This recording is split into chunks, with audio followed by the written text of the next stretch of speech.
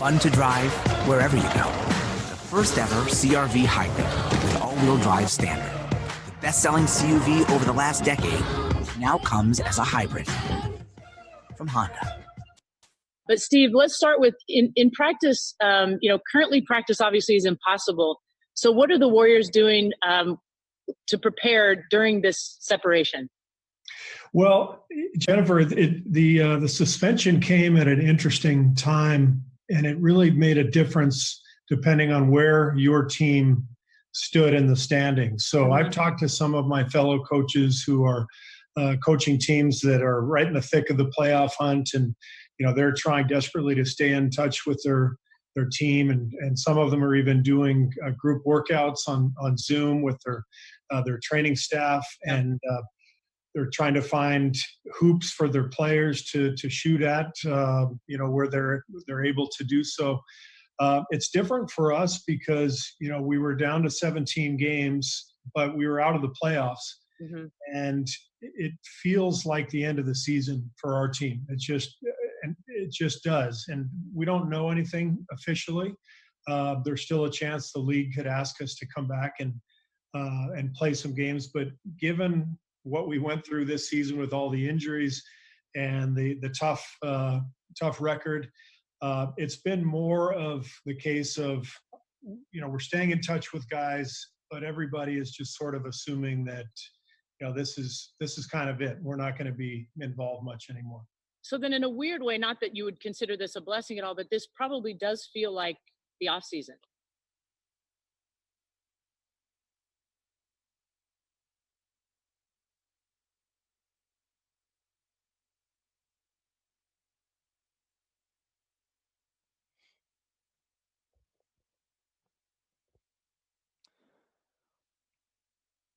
Guys, I had people mad at me this morning.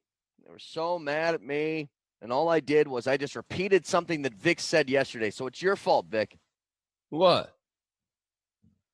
I started the 6 a.m. hour by bringing up the point that you made yesterday that I thought was really, really smart, that the people upset about the Broncos not addressing offensive line in the draft, basically, if you switched around the picks of Hamler and Cushenberry, would you feel different about it? And I started getting yelled at about, well, left tackle is still a giant hole on this team, and it's still going to suck, and the offensive line is still bad, and blah, blah, blah. People upset that they didn't address left tackle. And I am, like them, am not happy with another year of Garrett Bowles. I would have liked to have something better. But given the situation, I don't have an issue with it. I'm nowhere near as upset as a lot of people are about them, quote, not addressing offensive line.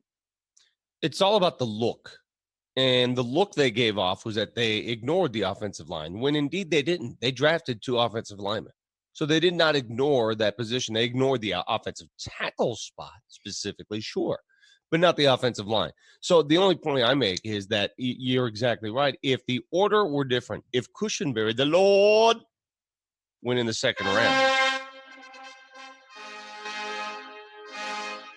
instead of KJ Hamler, and you just flip-flop those two, I guarantee the perception would not be nearly as bad as it is today. That's all. Yep.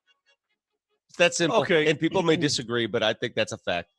Would Cushenberry have been a reach where Hamler is taken?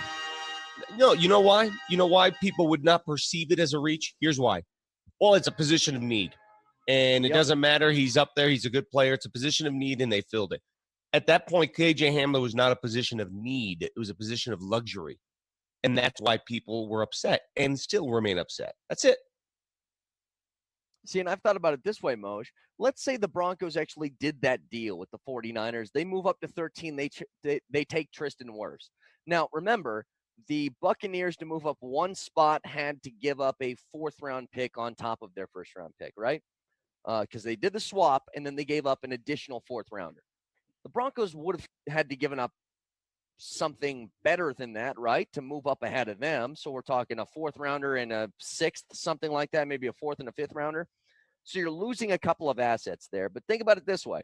So you take Wirfs in the 1st round. You take KJ Hamler in the 2nd round. Now what's people's perception of the skill positions on this team with Jerry Jeudy absent of it? They're probably saying, well, God, we needed weapons for Drew Lock this offseason, and Hamler might be able to play, but he's 5'2", I heard. He's fast, but is he really going to help the offense all that much? You just find something else to complain about.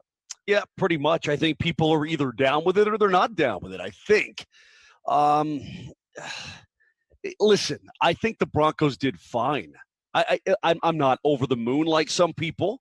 I'm not going crazy about it and saying, oh, that's an A+. And, there are some sycophants, guys. The Broncos could draft 10 Labrador retrievers, okay, from various breeders around the country. And some sycophants, even in the media, will go, they just did so good.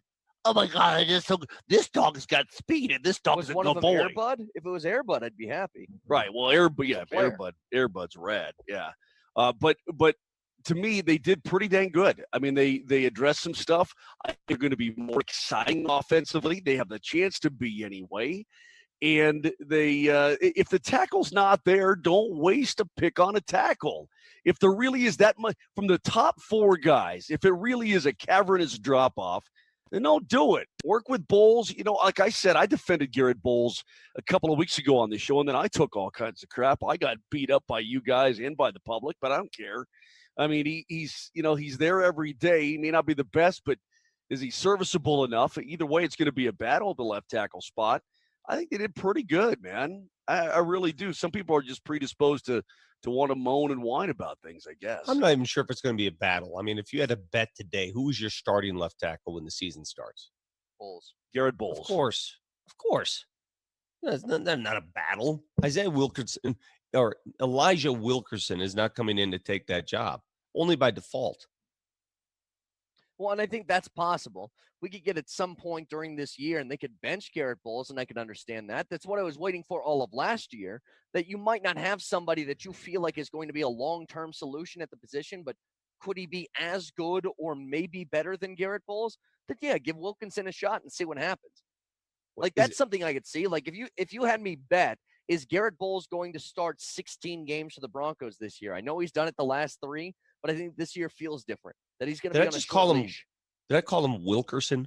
You did call him Wilkerson, and I just let it go because I'm getting to the point, Vic and Brett. Yeah. Brett had a day yesterday, and Vic, you had a day. Actually, I think a month ago you had a day of the. Why did I have a day yesterday? What did I do? You didn't want to wake up. It's the. It's another day. Uh-huh. Oh God! I mean, I made it. Is it your 8th day in a row, Moshe, of having that day? No, I don't always have that day, but I had that day a little bit today. It's like, oh, I made it. I mean, I made it through the night. Thank you, Lord. I appreciate that. But now, what am I doing with this? What do I do with these, the hands, and all that kind of thing? So, it's just kind of it right now, boys. That's all. It's kind of where I'm at. Well, thank God you made it through the night. Yeah. Hey. Don't take it for granted either. I heard you at the end of your 6 o'clock skit show talk about Alex Smith, the quarterback who broke his leg, and the video that they showed. When is ESPN's E60 feature? Because I'm putting it on the DVR I'm not sure right now. I'm not sure I want to see it. Oh, I do. I watched that. He's got an inordinate amount of hair growing out of his lower leg because they had to take stuff from his thigh.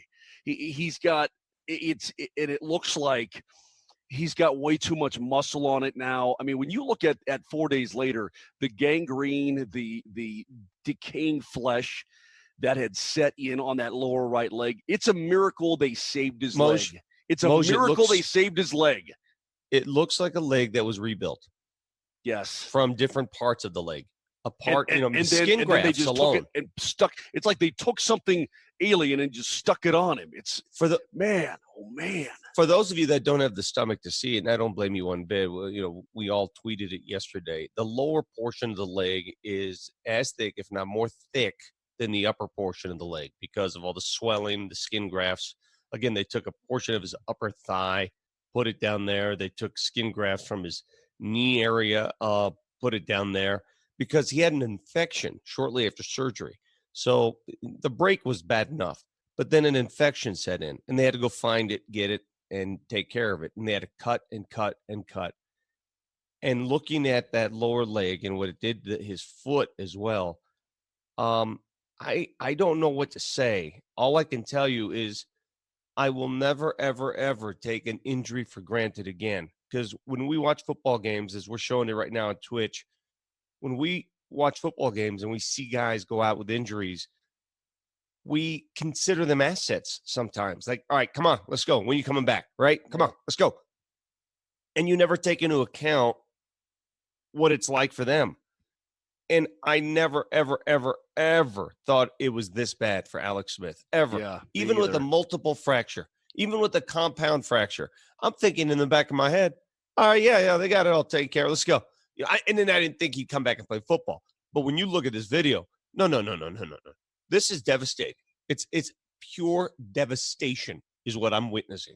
I'm going to make a proclamation right now, Brett, and I heard you talking about it as well.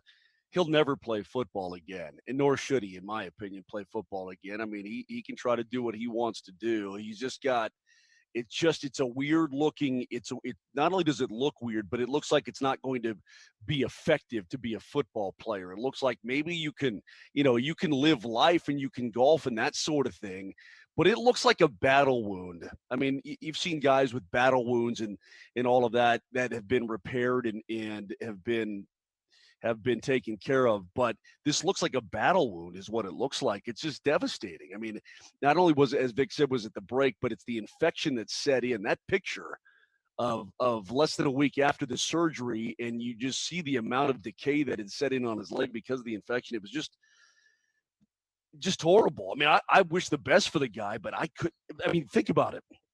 He probably should have lost his leg. They barely saved his appendage. By the way, that documentary is coming out this Friday at 5:30. I don't know, Jim. I don't know. It's like you said, it's like a sausage that you're making sausages and there's weird hair patches. That's what gets me. It's the hair.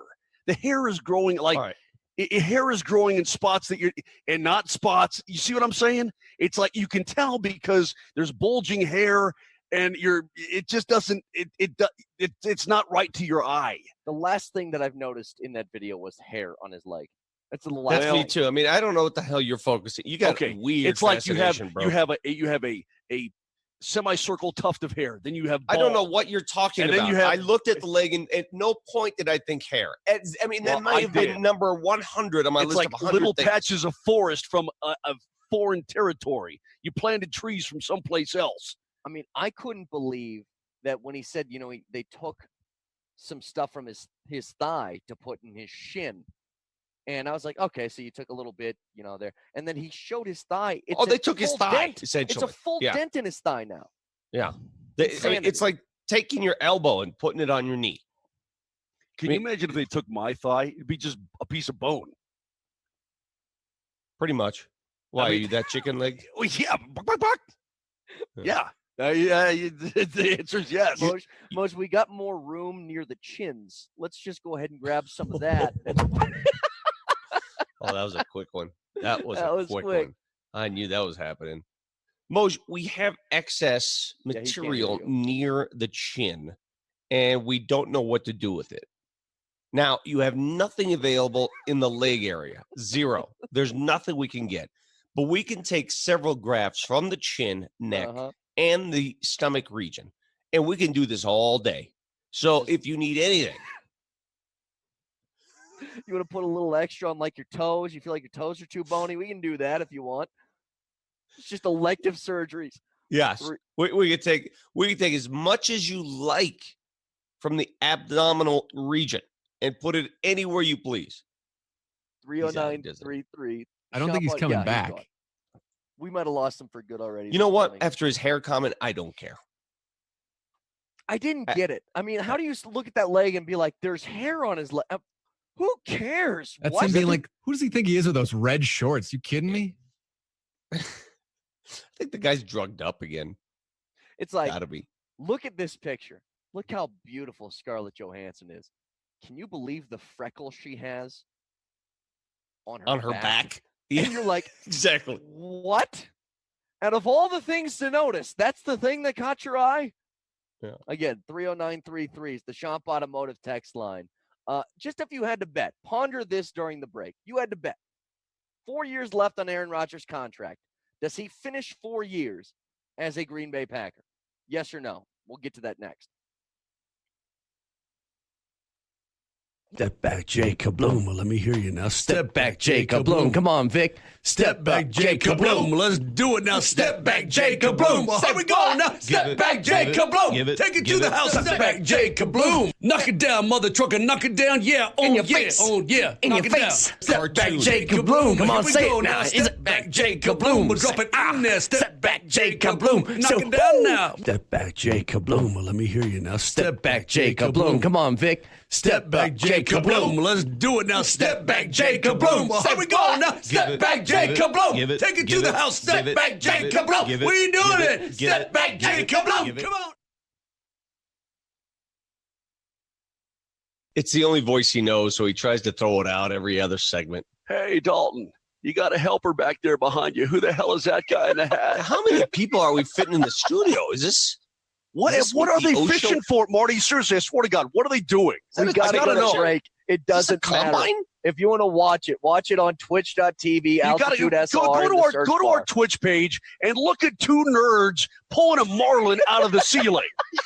I mean, look at these guys. Just look at them. Oh, he looked at me. He's like, "Who the hell?" That was called me a Mark nerd? Moser. Yeah, they can hear you, Mark. If you want to watch it on twitch.tv, You gotta Altitude SR. go to our Twitch page and look at two nerds pulling a marlin out of the ceiling. I mean, look at these guys. Just look at them. Oh, he looked at me. He's like, "Who the hell?" That was called me a Mark nerd? Moser. Yeah, they can hear you, Mark. It's the only voice he knows, so he tries to.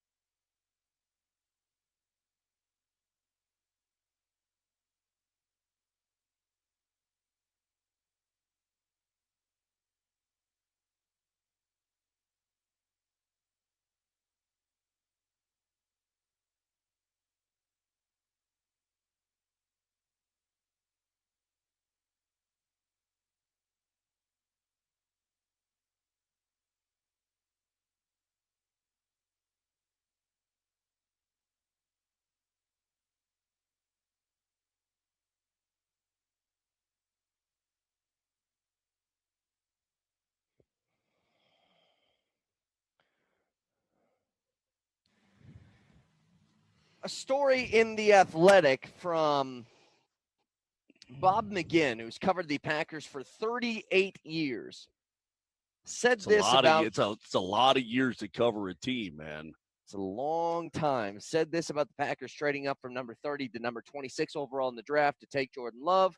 Quote, public niceties aside, my sense is Coach LaFleur, fresh from a terrific 13-3 baptismal season, simply had enough of Rodgers' act and wanted to change the narrative. With a first-round talent on the roster, the Packers would gain leverage with their imperial quarterback's passive-aggressive style.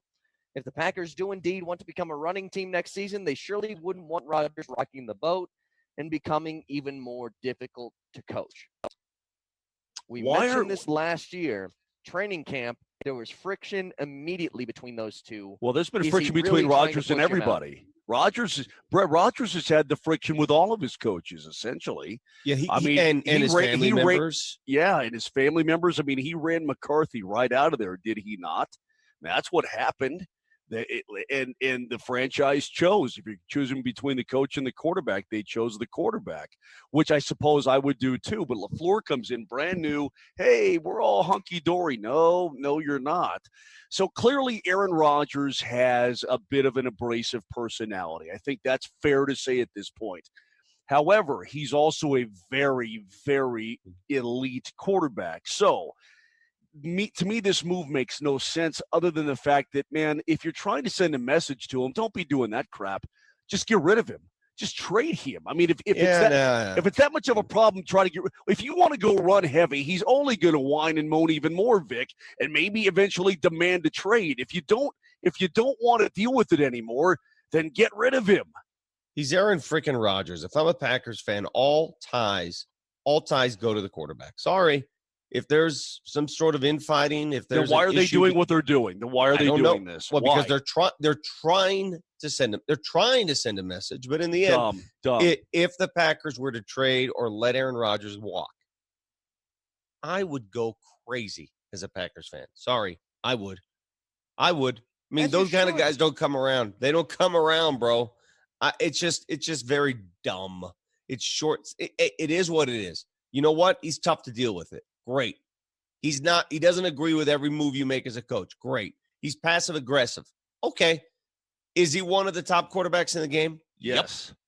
So there's no debate here. He also seems incredibly annoying, man. I mean, I don't know. So, and now he's, well, okay. Well, you know what? You just described yourself. He is very talented, but annoying. Okay. Dude, I don't. He is. You cannot go on without him. But boy, does he bother you. I don't have the capacity for any more putter throws today.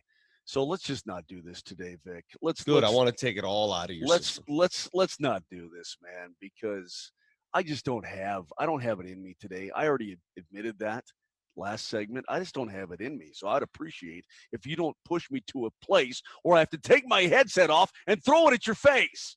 But don't you agree, though? I mean, there was a time here in Denver where there were fans, not many, but there were enough, the vocal minority, who were tired of Elway in the 90s, who had said, well, he had been to 3 Super Bowls, he can't win the big one. But he wasn't a problem with his team like this, was he? No, he wasn't nearly. He didn't rock the boat nearly. That's my point. However, there were many around, because I lived it. I was here. There were many in Denver who felt at the time, maybe they ought to give Maddox a shot. Well, you know what? When Kubiak plays, he plays well. They're out of their minds. Maybe they ought to give the ball to Kubiak. They're out of their minds. Okay, but that's human nature. You're going to get that. But they're out of their minds. And all I'm saying is, thank God that Mr. B at the time said, no, this ain't happening. He's a franchise quarterback. They don't come around every so often, and he wins all ties. Okay, he breaks all ties, and that's the way it should be in Green Bay. And anything different is stupid and silly. Let's just assess the situation from a logical point of view. Just assess it as rational human beings. You've got a Hall of Fame quarterback right here. He is a pain in your butts overall to the franchise. Maybe not all of his teammates and all that kind of stuff, but he wants what he wants. He's not going to change at the age of 36. He is who he is. Any move you make to try and, quote, reel him in, he's not a baby anymore. He's not 24, okay? So any move you make to try to reel him in at this point with $46 million left on that contract is just going to piss him off. All you're going to do is create more friction inside that room, inside that team. So you don't maneuver with a 36-year-old quarterback to reel him in. You either say, we're going to ride him to the end of his Hall of Fame career, or we're going to get rid of him and we're going to go in a different direction and rebuild this team. That's what you do. That's a rational thought process. Despite his talent, either you're with him or you're not. There's no reeling in. There's no, hey, let's try to massage things differently. Hey, let's try to get him more to be a team guy and love LaFleur. There's none of that crap. It's either you give him the football on every snap and say, Aaron, throw the ball all over the place and make things happen, or you move him. I mean, I don't know what they're trying to do with this run thing, drafting Jordan Love thing. It's like they're trying to sabotage themselves, and I just don't get it.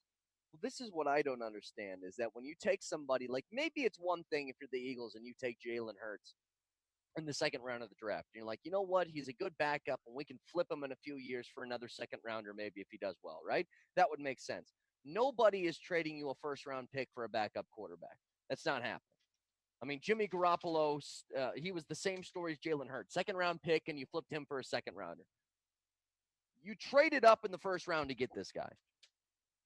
And I don't see any way that you draft somebody in the first round of the NFL draft at that position, and after 4 years, he gets 0 playing time, that you don't give him the keys at some point, or else it's a complete and total waste.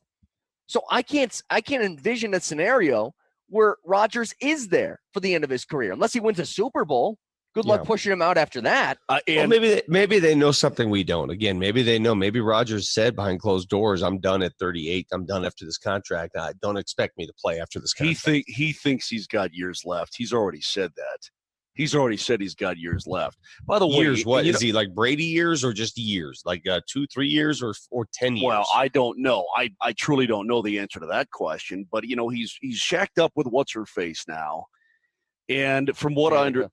Yeah, I mean, I don't know. Is she an abrasive personality? Yeah, I don't know, Jim. And then, I'm just on the outside looking in at his life, and I'm like, okay, well, this is the kind of people he surrounds himself with. He's got a problem with all of his family. He's got a problem with all of his coaches. He's got a problem with this and that and this and that. I mean, either he's a Hall of Fame quarterback. He is what he is. Either you try and build, give him more weapons to try and win before he's done, because he ain't changing, or you move on from him. The question is, if they ever moved on from him, would you take on that $46 million? Mose, there are 25 of 32 NFL teams who'd be more than willing and happy to take on that so-called problem that is Aaron Rodgers right now.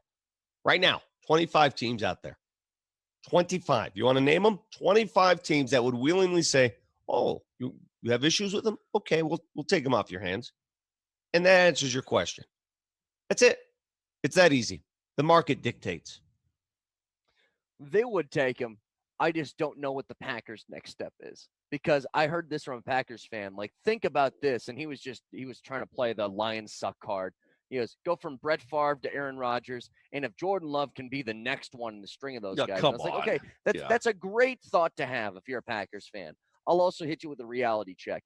Give me the amount of teams that have had that level of quarterback back to back to back. Yeah, three Hall of Famers in a row. See, that ain't happening. Come on. The difference is that ain't happening. When the Chiefs drafted Mahomes and they moved up to get him, and Alex Smith was the reigning quarterback in Kansas City, most people could see that and say, "Oh, okay, all right, you're setting the table." And Alex Smith is a game manager, and at the time he could do some good, but he could never take you next level. Aaron Rodgers has already taken the Packers next level. He's already proved he can do that. He's already an elitist. So I don't understand. I never will understand the move. Man, Brett, he can still play. I mean, even at the age of 36, man, he's mobile enough.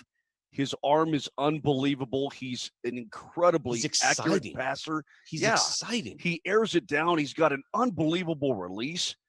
If you're talking about the game itself, hell, Aaron Rodgers, he could probably go to 10 different places right now and win a Super Bowl this year. That's my prediction. A texter wrote this in. This is great. 30933. Aaron Rodgers had friction with Olivia Munn. What a dumbass. Seriously. If you have Olivia Munn, you do whatever you can, unless it's the proper friction. You want zero friction with that relationship. Listen, I don't know. Okay. How do you know she doesn't create her own friction? I'm just going to say that right now. You deal with the friction. Okay. You deal with it. Okay. But how is his stem? People you deal with it. How is his stem sync during that relationship? That's a good question. Maybe that was the issue. If you guys want in, 30933 is the Shop Automotive text line. We are live on I'm going to put a hat on Facebook, on Twitch. Brett, I'm going to put a hat on, and when we come back, I'm also going to make a proclamation, and I'm just going to say one thing, and then I'll just be done. I may not talk again. If that one thing's about your hair, you're not going to say it. We're not going to let it. No. Well, it's not about my hair. I promise you that. Olivia Mundo is jumping into a giant cream pie. That sounds like a pretty positive thing. Okay, I'm out.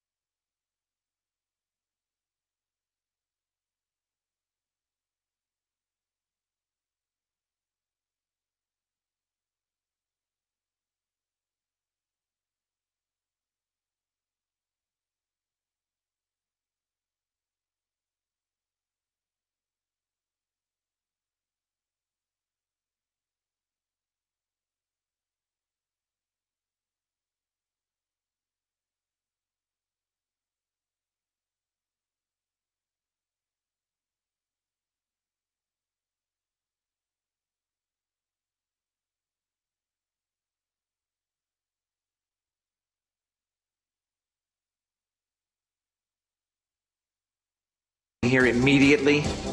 Putting for the win. Maybe it's just me, but his crowd seems unusually small for this type of moment.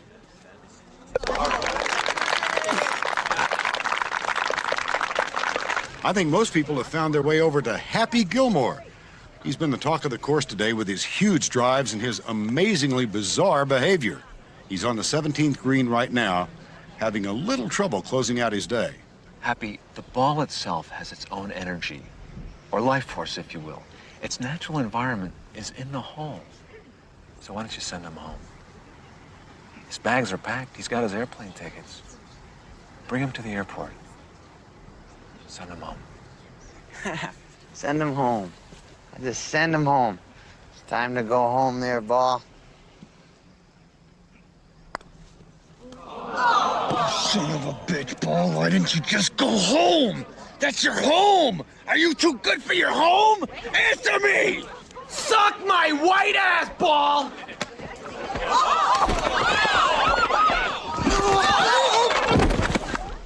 Virginia, put out a press release concerning Happy Gilmore being thrown off the tour. I want to see a draft by 6 p.m. You're right.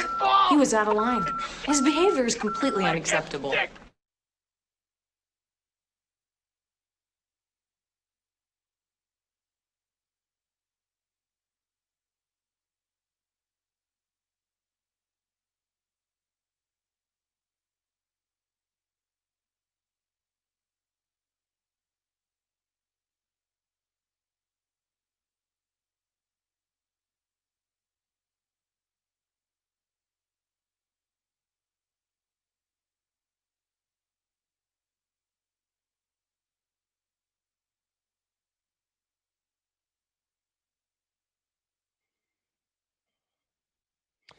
Moj, I got a hockey question for you.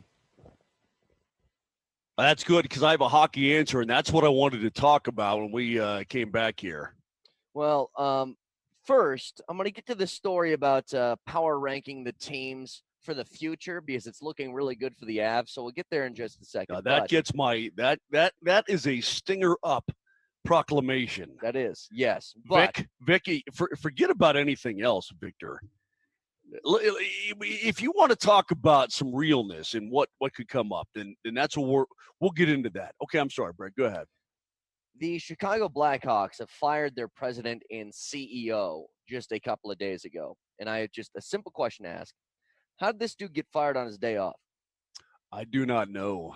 I don't Why know. is anybody being fired a month and a half, 2 months into quarantine? I don't know. The Blackhawks, listen, the thing about the Blackhawks is because of the salary cap era, they ran into cap trouble, and Stan Bowman had to make some trades. I mean, he had to start disassembling even that first Stanley Cup championship team.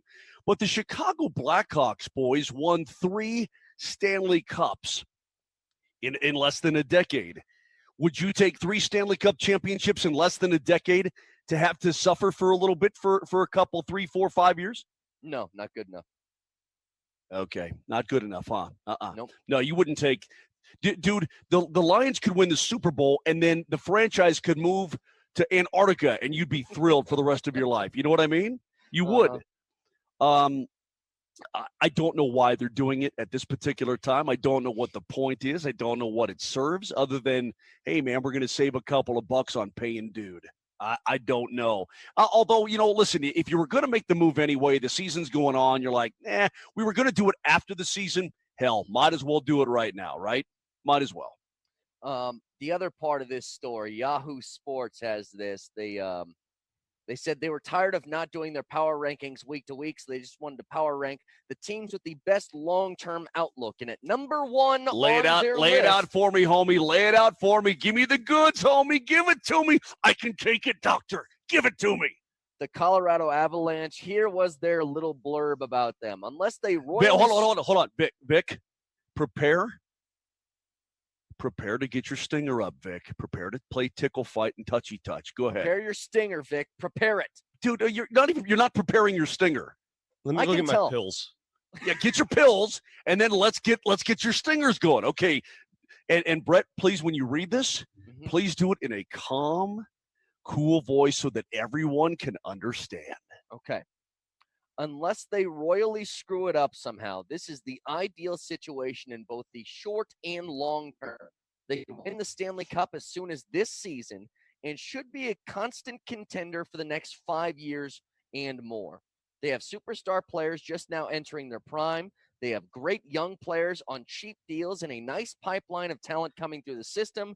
And they have a great cast of complementary players around the stars. Nearly every core player is signed long-term, and they have a ton of salary cap flexibility to add players where needed. Now, wait, he added the qualifier unless they screw it up. Well, how can they screw it up? What is there to screw up exactly? It would be nearly impossible, and that's how good of a situation. Mark, Moser, what would you screw up? I mean, everybody's your property. I mean, it doesn't. McKinnon's not walking. No, he's not walking. Unless you go right into Arenado with Nathan McKinnon. Is that the only way you could do it? Yeah, but that's not going to happen because the Avs aren't that dumb. And McKinnon has made it a point here, unlike Nolan Arenado. McKinnon said, you know what? I on my next deal, I will take less to stay. What already? But let's be truthful about this. There's no way in the world he should be taking less than Mikko. He should be the highest paid player on this team. And he will be. If you put Nathan McKinnon as a UFA on the open market, what would he command right now? Hell, if there were no limits, $20 million? Okay, well, there are limits, Dork. Connor McDavid's making 12, okay? So the idea would be, he's going to make more than Mikko. If you're going to talk, let's talk brass tacks here. Yes, but he's become very good friends with Sidney Crosby. And during the offseason, Crosby has been a remarkably good influence on young Nathan McKinnon, saying, hey, look, man, I've taken less to stay with the Penguins all these years to take kicks at the can every single year. And I'm not talking about a major haircut where you're taking 40% off. But if he could command, 12 plus 13 million, and by the way, the cap may go down depending on how this whole COVID thing works out and so on. You got to think about that too. And no team can afford to spend a quarter of their cap on one dude. But if he says, listen, I'll take $2 million a year less, and I'll take a longer deal to try and fit more guys underneath and all this, I mean, he's willing to do that because he recognizes it. He wants to win. And you've got Gabe, and you've got Mikko, and you've got Makar, and you've got all these pieces, and you've got Newhook, by the way, who I'm going to interview today on the Sports Social show. He is going to be on the show, and I'm going to interview him coming off the Rookie of the Year, Hockey East super stud, going to be a great player theoretically. They've got guys coming, Bowen Byram, all these different guys. The Avs have done it right. They did it correctly. That 48-point season sucked beyond human comprehension in the hockey world. You can't understand what a 48-point season is like until you go through a 48-point season. But if the outcome is, hey, we are going to lay down a foundation for the next decade plus that's going to help us be in it every single year, you take that and you run to the bank with it, and that's exactly what they've done.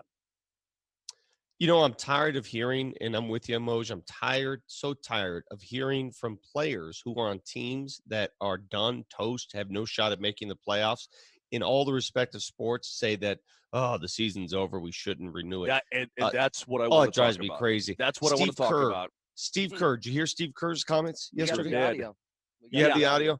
Yeah, we need to talk about this because, Drew Doughty, Steve Kerr, all these dudes that play for crap teams. And I guess, you know what? I guess I understand their perspective because you have no chance, right? Your season's over. What possible motivation do you have as a member of the Golden State Warriors or the LA Kings? What motivation might you have to get back at work full tilt when you know you're not making the postseason?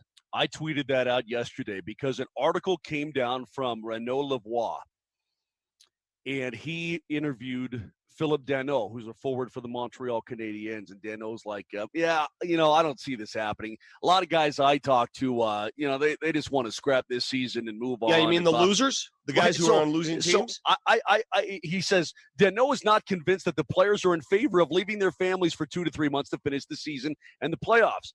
If the players have a say in it be a vote, I'm not sure that will be a positive one, is the quote from Danault. And I said this, I tweeted out, how about if the vote is just the players who are currently in the playoffs or even a couple of points back? How about that? I said the players I've talked to want to play. Then I also tweeted that out. I said, listen, I'm sure a player on a team that went 3-13 wouldn't care about canceling the NFL playoffs and the Super Bowl too. It's human nature. But I said, no more asking players who are 10 points out of the wild card on restarting the NHL season. It's that simple. Do not ask guys who have no shot in the postseason anyway whether or not they want to keep playing. It's a stupid, stupid thing to ask. Hey, why don't you ask Nathan McKinnon?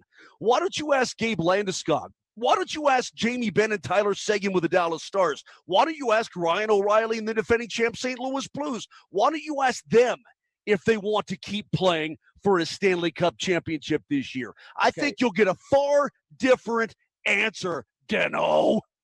Hit the pause button here because I want to get to this when we come back, along with the audio from Steve Kerr. You know what, Steve Kerr? Pause. Hit the pause button. Grab your remote. Hit pause on yourself. Vic, can I just get a? No, you're talking too much this morning, so you got to chill out a little bit. Pause. Back. So everybody chill.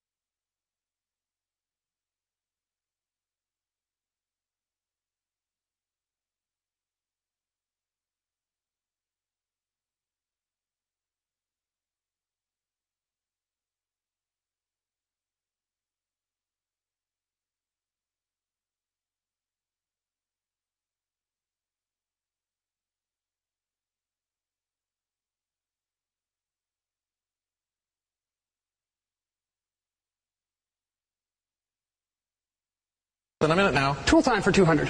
This term for a long-handled gardening tool can also mean an immoral pleasure seeker.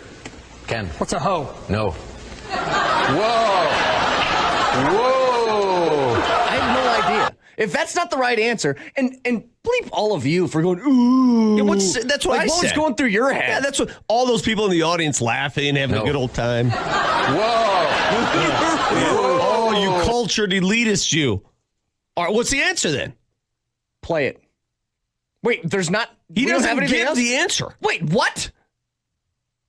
Does anyone out there know? Somebody on our text line certainly knows the Wait answer. a minute. We have the rest of that somewhere, Marty. No, that's all there is.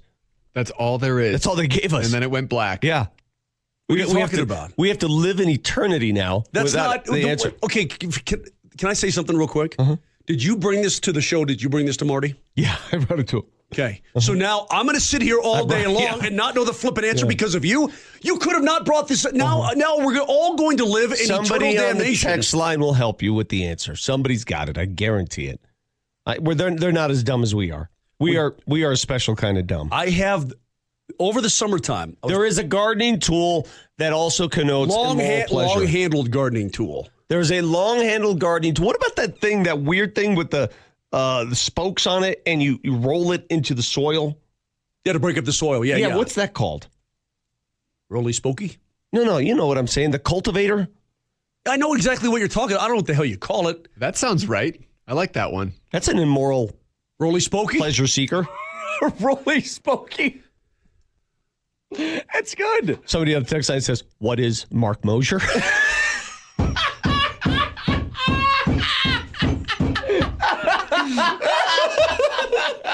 I'm out. I'm out. No.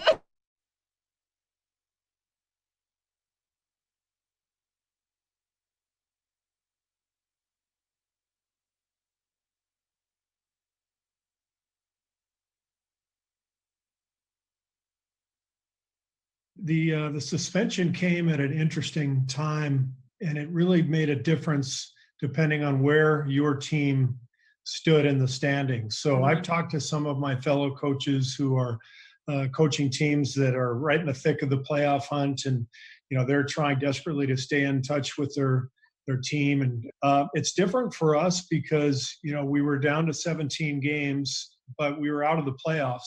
Mm-hmm. And it feels like the end of the season for our team. It just does. And we don't know anything officially. There's still a chance the league could ask us to come back and play some games. But given what we went through this season with all the injuries and the tough record, it's been more of the case of, we're staying in touch with guys, but everybody is just sort of assuming that, this is kind of it. We're not going to be involved much anymore. It's really not as bad as I thought it was going to be, that quote from Steve Kerr, because he acknowledged, it's different for us because we suck. It's different for us because we have no shot at the playoffs. So, of course, you have a different feeling than every other team in the league. It didn't sound to me like he was making an argument on behalf of the entire league. He was just giving you a barometer of where his team is at. And I have my issues with Steve Kerr. He was being real. Yeah. He was being truthful. He was being honest. Hey, we suck this year. This is one of those hiccup seasons for us. We're hurt. We're depleted. But, boy, we're going to come back strong next season. So we really don't care. Good for him. How lucky are they, by the way? How fortunate are the Golden State Warriors over what has transpired? It don't seem right. Shouldn't be allowed. Why does the good Lord allow stuff like that to happen to people like that?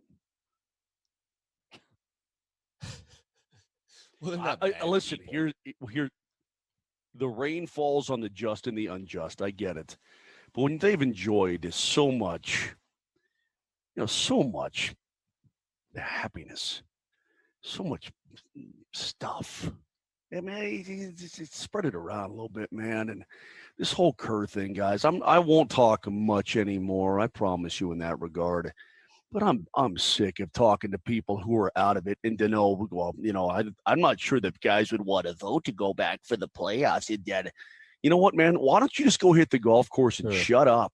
You're 10 points out of a wild card. You ain't going anyway. And listen, I have no beef with him. It's human nature. He doesn't want to play anymore. I'm sure the Golden State Warriors guys, they have no interest at all in playing. And think about how fat Draymond's getting right now. Right. Draymond's just eating. Fat and sassy. That's right. If you're Adam Silver and you're Gary Bettman, seriously, guys, it never gets old. If you're those guys, Silver and Bettman, do you not have to make sure? Because the teams that are out of it that would come back and finish any regular season anyway, they don't care. They probably won't. Guys, guys are scattered all over the place. So it's going to have to be teams that are just on the bubble or teams that are in only. And the junk teams, get rid of them and say, we'll see you next year, whenever that is. Adios. Mo's just advanced to the postseason. Let's just get to the postseason, bro. I mean, let's not play this game with these teams that are uninterested, because even if they do play, if Golden State has to schedule 5 games, how you think they're going to be there? You think those 5 games are going to bring the intensity? You think those games are going to matter? If, by God, they have to play games against teams that are impacting the Nuggets in the standings, man, those are instant W's. They're not going to do anything. Can you get on the same page? Moser, get on the same page with me and Vic and just say, who cares if they get the 2 seed in the West? Nobody the Avs? cares about the regular playoffs. season. Let's start Just the playoffs, man. It is what it is. Let's go. In both sports, we advance straight to the playoffs. Let's go. I don't want to deal with those crap teams. Get the crap teams out of the equation. Fine. You're I done. agree with you. Get the crap teams out of the equation. Do you guys know what today is? What's the date today, Brett? See how on the ball you are. Is it May yet? Are we in May? No, we're not even in May yet. I know that it feels like we've been cooped up for 6 months, for a year. I know that's what all it the feels wind like. yesterday, by the way. What are you doing with me? The wind. Calm down. Wind. Okay. We'll get to your Kathy Saban in a second. We're not even to May yet, dudes. We're not even to May. And things are starting to, according to the data I'm reading, look a lot better, right? I know there may be a second surge or whatever. Okay. What I'm telling you right now is we've done a pretty damn good job to tamp this thing out, okay? To tamp it down. It's only April 29th. I mean, we're not even through the second round of the playoffs by now. Here's where you're wrong. Here's where you're wrong. What am I wrong about? It doesn't matter anymore that what you're talking about. Like, let's say that it comes back 3 weeks from now, okay? Which it won't, but let's just say it does. And let's say it comes back 3 weeks from now with stadiums full. They've just deemed that everything can go on as normal. The issue that you're having is the ones that were just brought up from Vic. Teams like the Warriors aren't going to care. It's not going to matter. I agreed. I don't want to see those teams anymore. I do not want to see. I don't care about the junk teams, but the teams that are like a point or two out with games in hand ought to be allowed to try and work their way in. Everybody else, you're junk. Forget about it. You're done. Then just expand the playoffs, Moj. Okay, if that's well, the case, that's fine just too. expand That's the playoffs. great. Okay. What? Listen, Vic, I'm open to anything at this point. Yeah. Okay. Then here's what I would do. I'm open to virtually any sort of stupid scenario that you could draw up, and believe me, I believe that you could draw up many silly scenarios in your head. I'm open to it because I want all the seasons back. I want baseball back. Obviously, I want hockey back. I want hoops back, and I don't want to screw up the NFL season or college football. All right, let me go to the NHL standings. Hold on a second. Let me go to the NHL standings, and we'll take a look at let's go to the wild card standings because teams are still vying for that wild let's card. do it. All right, here we go. Yeah. Here we go. Okay, let's do it. Okay. So okay, let's do it, Vic. Are we okay? Here's how it looks to me. You got the Jets and the Preds as the 2 wild cards in the West, correct? That is correct. The Canucks have the same amount of points as the Preds, and yet they do not own the tiebreaker, so they're on the outside looking in. The Wild are 1 point back at 77. So here's what I would do in the West. Who cares about the Wild? Okay. Wild. Here's what I would do. I'd make this very easy. Those 2 teams, Minnesota, Vancouver, you guys have your own little series as soon as we get out of the gate to get into the playoffs. Herein lies the problem. Any coach worth his salt, any coach in the world would want nothing to do. They want no part of facing either one of those 2 teams if they made the playoffs. And you know as well as I the answer to that question. You don't want to face a team that's already had game action, has already been in a game, and suddenly you've been doing nothing, and you have to catch up to their speed. That's a huge disadvantage, correct? Agreed. So there's no answer to this. There's always going to be a problem. There's always going to be, that's not fair. There's always going to be an equity problem with this system, which is why you just have to look at the standings and say, guys, sorry, Vancouver, sorry. It is what it is. You're screwed. We're starting the playoffs. See you next year. And you know what? I'd be fine with that too. Avs number 2 seed, even though I think it's bunk, I would take it is to what be it able to is. start the playoffs. Yeah, I'd take it. Absolutely 100%. And there's all kinds of scenarios. Is it 1 versus 8? Is it that scenario? Is it keeping the Canadian teams, playing each other? All the Canadian teams how about 1 through 16? And you just go that route somehow. I mean, and geographically hold teams up. I think anything is open and on the table at this point. Whatever makes most sense, feasibly to get it done. I will also say this: there is more economic incentive in the NHL to try and finish the season than there is in the NBA.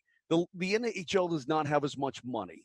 The NHL gets more money via postseason and that kind of attention, because it's just not as rich a league as the NBA is. So there's more financial incentive, even on the players' part, because the cap could go down by as much as 25%. There's much more incentive to try to get it done this year.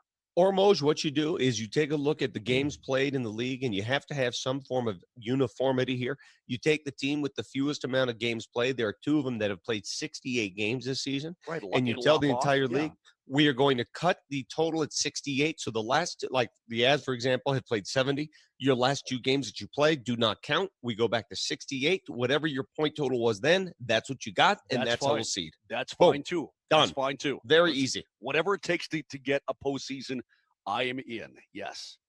You can watch live on Twitter, Facebook, and Twitch. All of those, just search Altitude SR, and you can watch us. You can also go altitudesportsradio.com, and we are right there on the homepage. We're Hey, back Brett, in 3 minutes. somebody made fun of my hair earlier. That was me. Oh. Okay. Well, anyway, on the Twitch, somebody did too. They take your lead. Don't make fun of my hair, because then they take your lead. I put a hat on.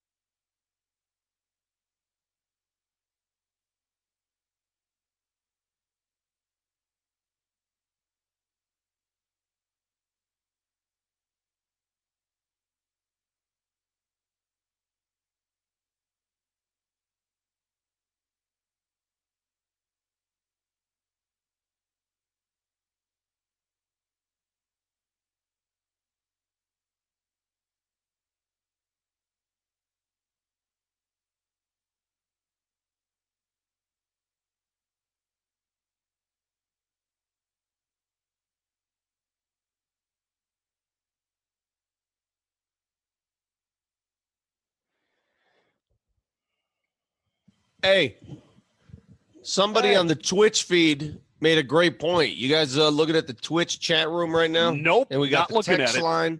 We got the text line going on. We got the Twitter feed. We got the Twitch feed. We got it all. So I'm multitasking here. But somebody on the Twitch feed, Jam Tape, who's a loyal listener. Thank you, Jam Tape, for listening and watching now. Altitude Sports 92.5. He writes in, great point. Moser's mention of the NHL salary cap gave me an interesting thought. All of these sports with salary caps are looking at a reduction in cap due to COVID. Do you think the Broncos, for instance, are holding on to cap room just to make sure that they can have their team constructed under these potential future constraints? Great point, but here's my retort. I don't think they can make those kind of cap adjustments so soon. Like, a cap reduction's coming in every sport. I believe that strongly. Okay, money is being hemorrhaged. Hemorrhage of money. And they're going to have to pay the price, pay the piper somewhere. There's no way that each sport is going to be able to continue with current caps. So they're going to come down. I just don't think it's going to be this upcoming season. It's too soon, right? A lot of these teams have already overwhelmed the cap. They can't suddenly go back to them and say, oh, you're over the cap. It's going to have to be the following season. So for the Broncos to have that much room available, I don't think it's a cap thing. I think it's just the way it's fallen, and perhaps they have their sights set on somebody. Who knows? I don't think it's just saving money when the cap is reduced. Do you guys? I don't think so either. They can't just do that. I mean, you're planning, you make every contract that you sign, you're planning for the future, right? To make sure you have enough for the next wave of draft people, or you're setting yourself up for free agency or something like that. They have to take that into account. I thought if they do something like this, if it's a 25% reduction in salary cap, like let's just throw that number out there, I think the more likely scenario, as much as the players would hate it, but I don't see any way around it, you just cut everybody's salary by 25%. Isn't that the fairest way to do it? Yeah, well, good luck with that. Exactly. Yeah, good luck. Hey, we want 25%. Hang on. If you cut the salary cap 25% in the NFL, then you can't afford a quarter of your roster. I mean, okay. That's but how it you know, works. everything you come up with has to be approved. It has to be voted on. The sport that I'm most worried about among the big ones is the NHL, for what Moser has told us. The NHL relies so heavily on tickets and the gate. Tickets. They pay so much of the freight for the NHL because, you know, to be blunt, their television package is not strong. It's not strong. It's not like the other sports. So the NBA, the NFL, MLB, they get some good money through television. Television is only going to be enhanced. The value of the television product is going to be enhanced tenfold after what we've just gone through. I guarantee it. People will watch more rather than attend the games. They'll be more comfortable at home. They want a good presentation. The television value of these sports is going to go through the roof. It's the gate revenue that's going to get hit in the pants. Do you agree, Moj? I agree, and I think that people in the game of hockey understand that. I've said it multiple times. We all know that for the NHL, their bread is buttered at the gate. It really is. And you know what? I'll say this about hockey fans, and you guys give hockey fans, the business sometimes when they're so defensive about their sport. But the fact of the matter is that they pay their money, guys. They show up. They go. I mean, yeah. And it ain't cheap. It ain't cheap. It ain't cheap. And you look at the NBA. I don't know what the average attendance is in different buildings, but man, I look at some of those games on TV, and man, you could throw a hand grenade in the stands and not hurt anybody. And I'm going to myself, man, it's a good thing they have a strong television package, because if their bread was buttered at the gate, some of these franchises might be in a little bit of a situation. For a lot of those sports, the gate is just butter. It's just a bonus. Right. So for hockey, it's frosting. So for hockey fans in the game of hockey, having butts in the seats is a very important thing. And that's not lost on Gary Bettman. That's not lost on the teams themselves. And I think they would love to try to get back where fans. I mean, this is hitting the NHL very, very hard. How long is their contract with the NBC Sports channel? I do not know, but I have heard talks. They got to get back on ESPN. I'm sorry. Okay, let me explain. Let me explain. Though. Let me explain. No, come on, man. Get back on ESPN. Let me explain though, Vic. I have heard word And this COVID-19 thing changes a lot of different things, right? It's hard to predict now. Apparently through 2021 is the deal with the NBC Sports Group.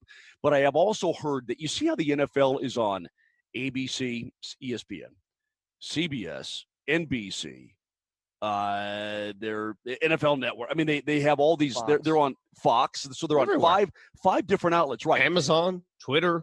Okay, the NHL is also. I know that ESPN wants to get back in with the NHL. I do know that, and I've heard rumblings from ESPN guys that they're going to make a bid to try and do something similar to what the NBA and the NFL has, and that is be on multiple networks. I mean, the NBA's on ESPN. Yeah, why not? The NBA's on TNT, right? The NBA's on ABC. They're scattered around a little bit, and that the NHL will go that way as well, so that ESPN can have a cut of the pie, NBC can have a cut of the pie. Maybe somebody else has a little baby cut of the pie, but that it's going to be spread around a little bit. And you know what? People are watching hockey more than they ever have, so that's a positive thing.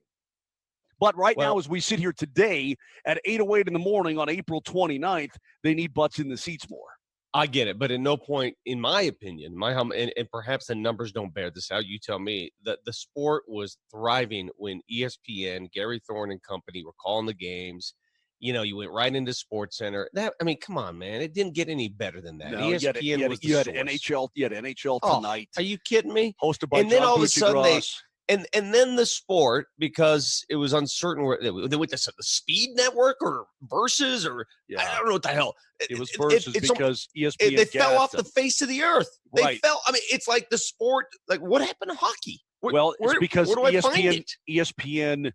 ESPN chose, hey man, they chose a Comcast route. We're going to super lowball you. And the NHL said, we're not going to do that. Plus, you lost that season in 04-05. Don't forget that.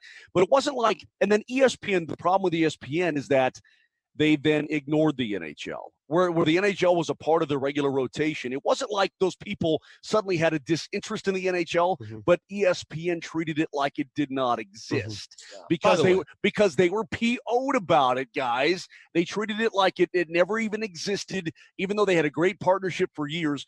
ESPN has secretly wanted back in since then, and the league has said, and then NBC came with their deal. Okay, sounds good, but I think there's a time now where everybody can have a little piece of that pie, and everybody can get in. And after 22 years, I hate to go here because I haven't gone here in months, frankly, and I do not want to go here, but I have to bring this up because somebody brought it to my attention. If you are a Comcast subscriber, have you checked your bill recently? Are you getting charged that RSN fee still? Have you been charged the RSN fee the last 2 months through the coronavirus? If the answer is yes, you're being charged that number, $8, whatever, $6.75 a month. Ask yourself why.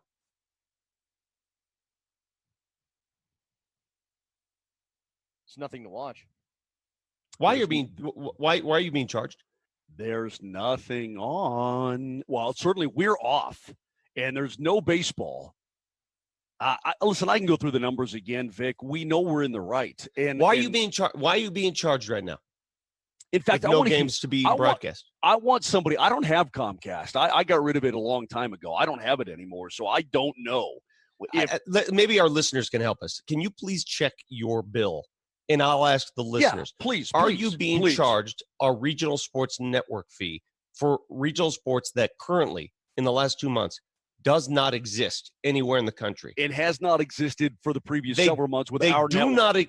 They literally do not exist. The product does not exist, and the fee still shows up. And I'm just curious as to why. Let's check it out. Yeah, let's go to anybody who has Comcast. Let's check it out. I want to find out. Please, I want to find out. 303-504-0925 is the Johnson Auto Plaza listener line. Again, we are live on Twitch, on Twitter, on Facebook. All you have to do is search Altitude SR to find us. You can also go altitudesportsradio.com. I got a text from my buddy. Find the homepage and hit the link. Yeah, he's being charged $6.95 per month. Has not changed. And you know what that's for? That's for the Rockies network, right? What, AT&T? Well, that's all you're getting. That's all you're getting. Right that's now. all you're getting, and that's what that is for. So If you're good with that, I mean, $7 a month to get nothing. But we're in the wrong, Okay. right? But we're in the wrong. Yeah, but it's on us. Right. Yeah, because we're the money hungry guys. Yeah. Correct. Right. Yeah. Uh-huh. We're in the wrong. Got it. Again, Got it. 30933. Sean Automotive text line. We're back after this.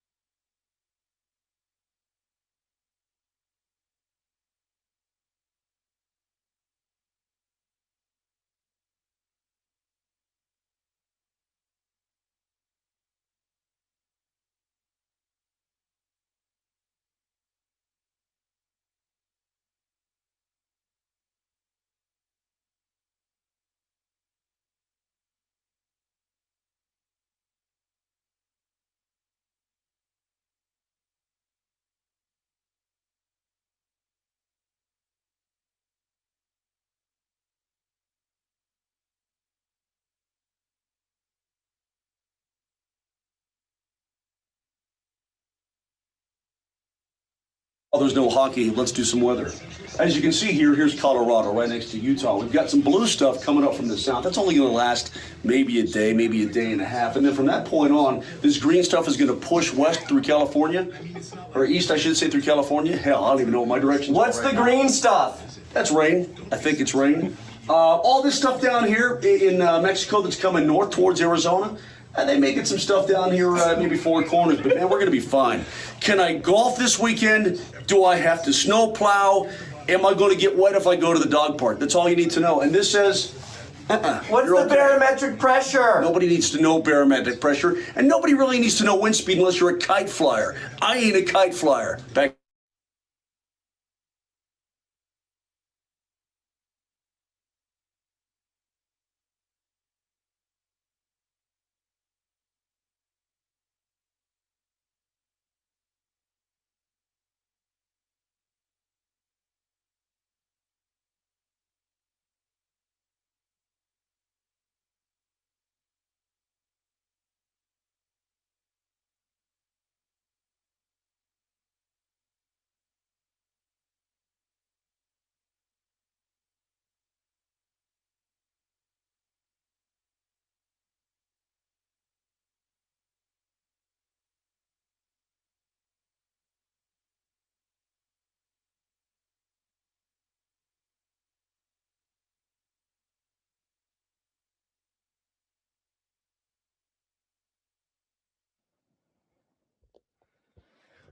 So we talked about this a bit yesterday, the day before that, ESPN's coverage of the draft, some of the tragedy porn that they went through with every single pick. Did you guys know that they left one out? There was one prospect that they decided, I guess they showed some restraint, and they decided not to play this one. And this was one that was done by Tom Rinaldi. Do you guys know that? I did not know that. No. They finally said, okay, enough is enough. We've taken enough guff for all this. Let's just chill out a little bit. Is that what you're saying?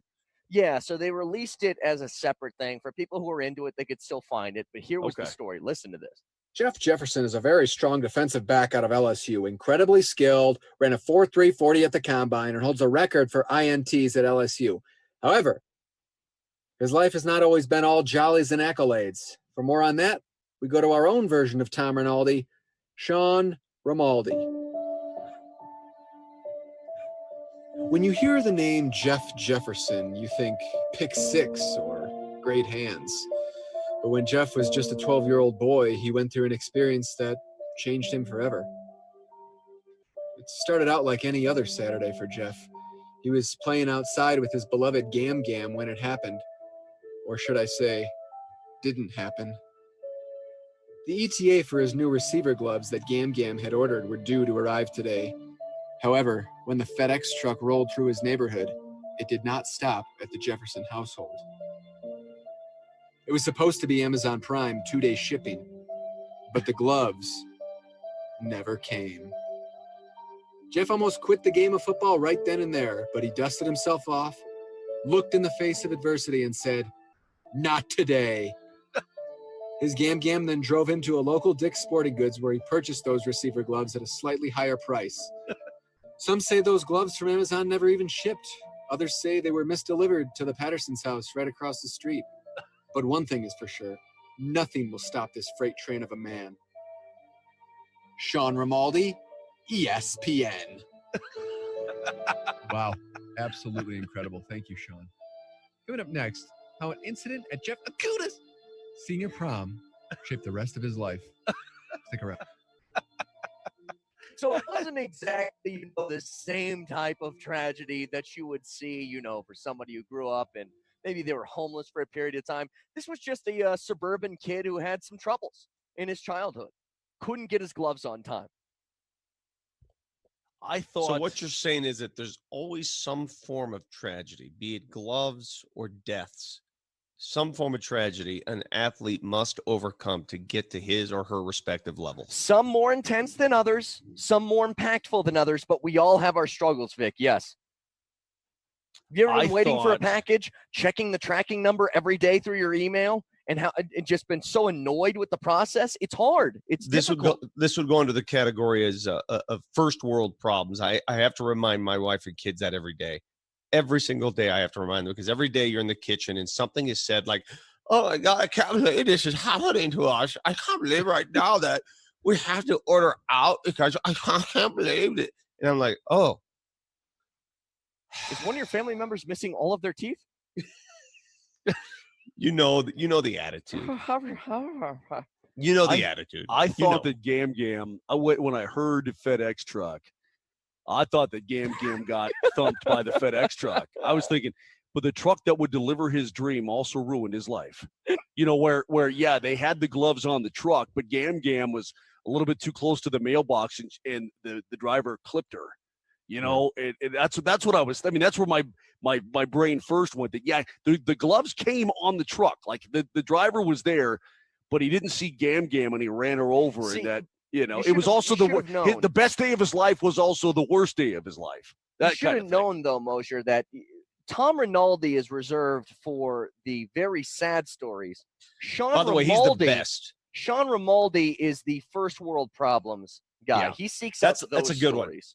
One. I need you to come to my house, Sean Romaldi, and do some of the stories here, because I got this one yesterday from the Queen of Chicken. Have the shades arrived for the patio? No, they're late. They're not going to get it for a week. Oh, my God, this always happens to us. It's always us. We never get the shades on time. Dude, I don't know what Don't this tell is. me that. My wife, I swear to God, I get a ring at my doorbell every single day, and I'm like, who is this again? Because every time the doorbell rings, your dogs go nuts, and they start barking, and you calm them down.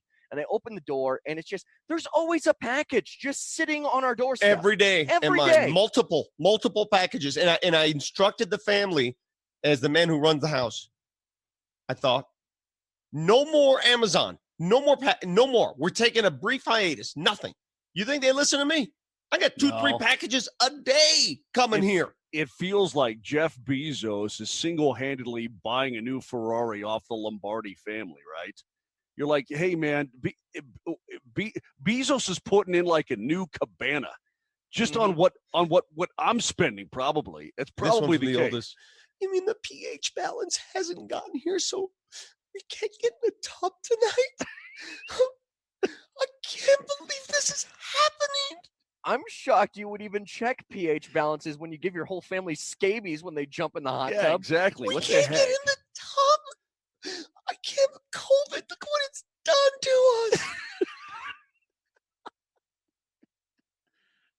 It's sickening. It's disgusting. It really is. You it's gotta disgusting. keep things. You gotta keep things in perspective, man. You really do. I was talking. I don't want to. I guess I won't. I've talked too much today. But I was talking to my buddy Guy Whidden the other day, right? My World War II buddy, and we were just talking about things. And he had a stroke a couple of years ago after we came back from Europe, and he's doing good. And this. But, we were talking about how his squad was killed by German mortar fire when he had taken all these German prisoners and all this kind of stuff. He's just at 97. He's as happy as a lark. He's just doing his thing. Keep things in perspective, man. pH balance sometimes. I know in a confined space it matters, but look at how my easy daughter's we the have same it. way. My daughter, what my daughter did, Vic? My daughter wanted to be thirsty or be cutesy or whatever. And she went into the street the other day at 6 a.m. and took selfies of her sitting in the street. In the middle of the street? We're on like a Wadsworth? No. In her neighborhood, just in the middle of the road in front of her house, taking selfies of C470? herself. And I'm going, yeah. I'm like, what are you on I-25? I'm like, but why are you doing? She's like, and I left a message on her Instagram. Yeah. And you know what she did? She erased it. They don't want to hear their old man giving them sound advice. That's the best way I found out. That's exactly right. If you want to embarrass your children, just follow them on Insta or whatever the hell these things are and comment on their photos. Correct. You're in. Correct. And you're in. Until they make them private, then you're screwed.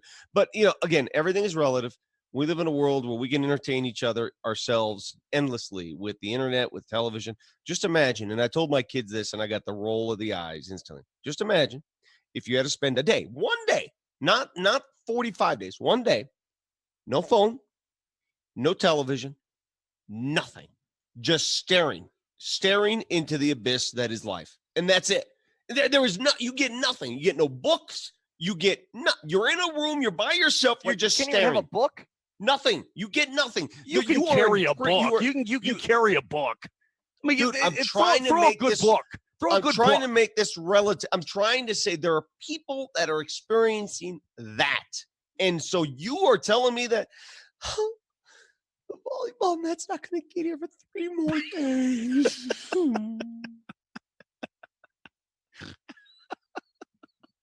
That's so true. I can't believe it. Why you ordered these shoes, my new Vans, and they haven't arrived yet. What is going on? They said it would be the 28th, and now it's changing. the 2nd. The world is evil. The world hates me. It's some of the ritziest complaints in the world. It's not just you're complaining things are coming on time. What you're complaining about is the volleyball net for the backyard in the pH balance for the hot tub that you have in the backyard. You know, if it was just a pair of $30 Vans that you wanted to get, these are all true. I know. These are all true. I'm not. Hey, listen, I'm not saying stuff that I have not heard from the mouths of babes. I'm hearing these things, and all I do when I hear them is either I yell, we get into a fight, or I have to just go slam the door of my office because they know not to say this crap around me, but I hear it. Oh, that's hysterical. Well, Texter writes in, how's that working out for you? Quote, man of the house. Russ, it's not working out well. Dude, that's actually really, really funny. I mean, I go, by the way, I went to the grocery store the other day. They actually had some rolls of toilet paper. Luckily for me, I'm in good shape. They had eggs, and I thought that was cool. They got eggs again, man. So things are starting to get back to normal. Now, I still can't find the wipes, like the antiseptic wipes, for like if you want to wipe things down or whatever. Those are still gone. People are still hoarding those. Like they're saving themselves for the next 50 years, right? But things are starting to get back to normal a little bit, and the streets are packed. Did you ever read the book? Either of you two either read the book or watch the movie Unbreakable? Of course. Okay. I watched Prisoner of the movie. War. Don't ask me, did I read it? Oh, the book's so much better than the movie. The movie's don't you do that to me. Don't you be that guy to me. I'm going to be that guy. The book is fantastic. The book is so much better. I'd rather invest in the book. 3 weeks. Have you ever read Star Wars? Star Wars was so much better as a book than the damn movie. Oh, I know that Game of Thrones is a great TV show, but if you read the book, you can really imagine. Okay, I deserve your that. own. I read all the Harry. The Harry Potter movies don't even really get into the characters. Hermione looks nothing like she was described in the book either. Okay, I'll take that one on. But in the book, it got into specifics about he was a prisoner of war.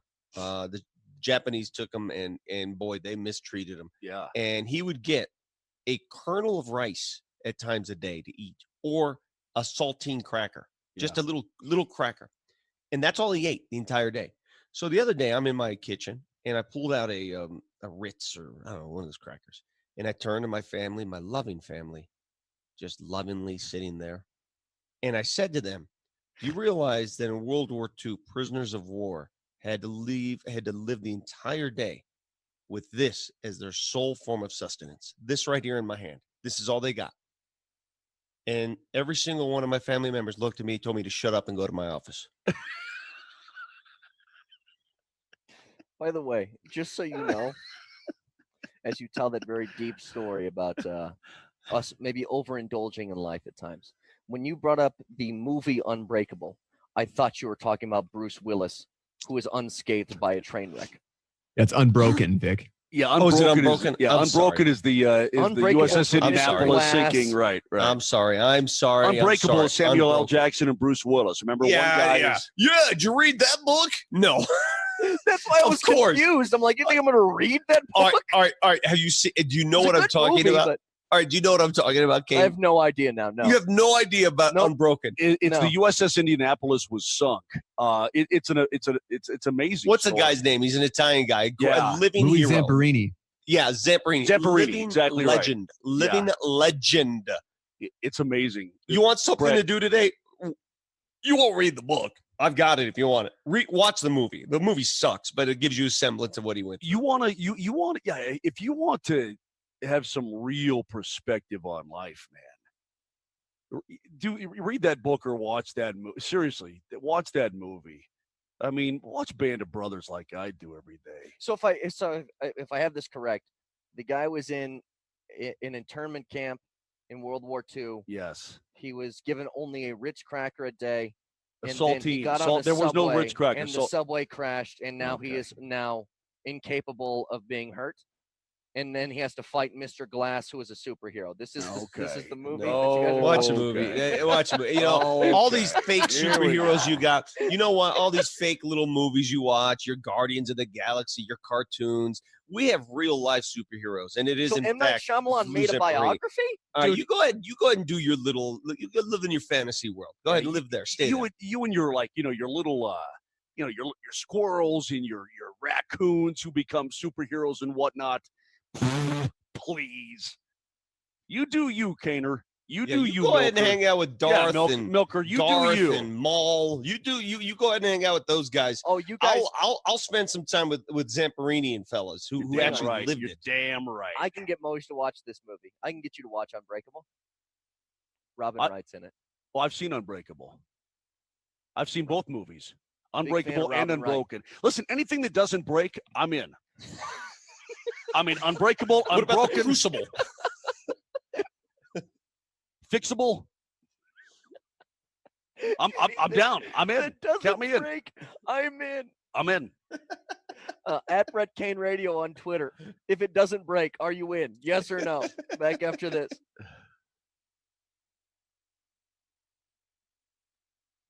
But you know who I like as much as Neeson's? As much as Neeson's? Who? Bruce Willis.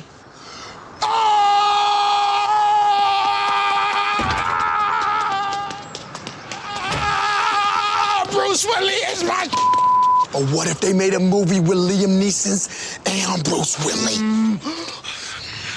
Neeson's and Willie. Glee and Neeson's. Harder, man. Harder. That would be my share.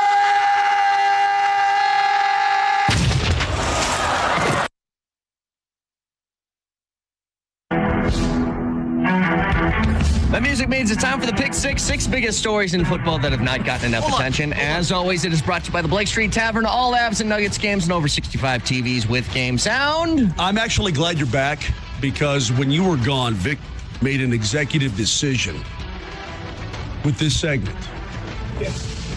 I mean, you guys are funny that you're bringing this music back, Marty. That's Jesse. Did you not inform Marty O that we changed the music bed? It's no longer this Hard Knocks I don't know what crap, happened this to cliche. you, Brett, but you missed out on the executive decision. When you were looking you at do know what happened when you to were me. looking at cows' butts in Omaha, we decided to go in a bit of a different direction. We wanted, I'll be honest, we wanted a little more pop, a little more pizzazz. This old staid Hard Knocks music, it connotes just sort of this is it right here. See what I'm saying? Now you're into it. This screams football. This screams football. No, this because there's nothing like being at Mile High Stadium on a Sunday and hearing them play "Satisfaction" by Benny Benassi. You know who this is? Oh yeah, The fact you know who this is tells me all I need to know. How did you come to this song?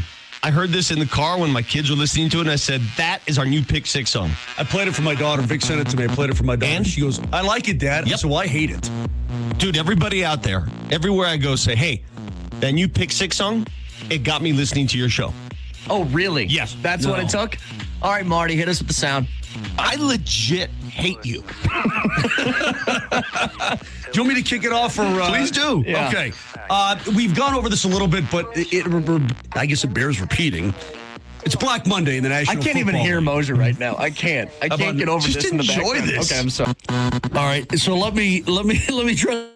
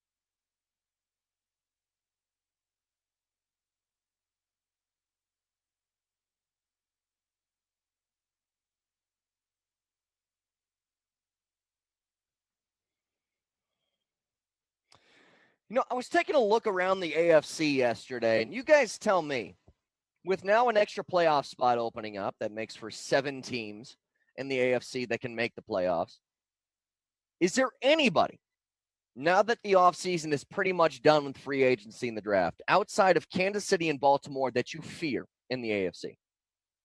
And I mean, any team whatsoever, because I had trouble naming one. When you say fear, like unbeatable, or fear as in they'll present a playoff problem? That you would say for sure is a great team. Not just good, okay. but great. Brett, here's what's going to happen, though, and I think that Broncos fans are hoping that it happens. They're hoping it happens right here. There's going to come a team when you go, damn, I didn't realize that they got that good that quick. I didn't realize that they got that good pretty quickly. You know what I mean? I fear Kansas City. I fear Baltimore. To a certain extent, I fear those teams with great quarterbacks. That's it.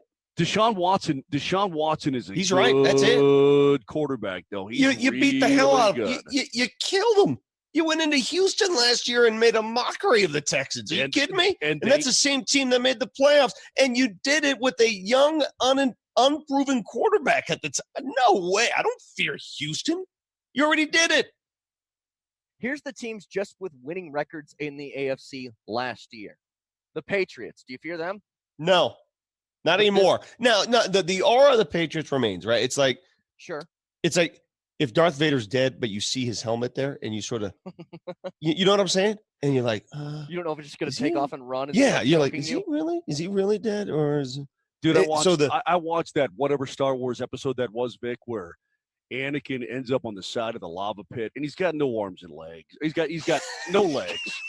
He's got one arm, and he's like, it's like he got burned. Like somebody put him on broil for too long, right? Like you ever left like French bread in the oven for too long on broil, and you're like, damn, that's what he looked like. And then here comes the dude with the wrinkly face, and he goes, pick it up, and then dude suddenly becomes Darth Vader. You're like, damn, man, I thought, I guarantee you, Obi-Wan thought he smoked him. I mean, Obi-Wan's thinking, oh, he's lobbing out. He's all loving, right? And then all of a sudden you're like, damn, I didn't realize that they could do that. Now he's got this mask and he's got powers and he's choking people from 20 feet away. You see what I'm saying? The point is, that's the Patriots. You don't really fear them, but there's that aura that still surrounds them. Somebody says Tennessee. Last I checked, Tennessee lost here.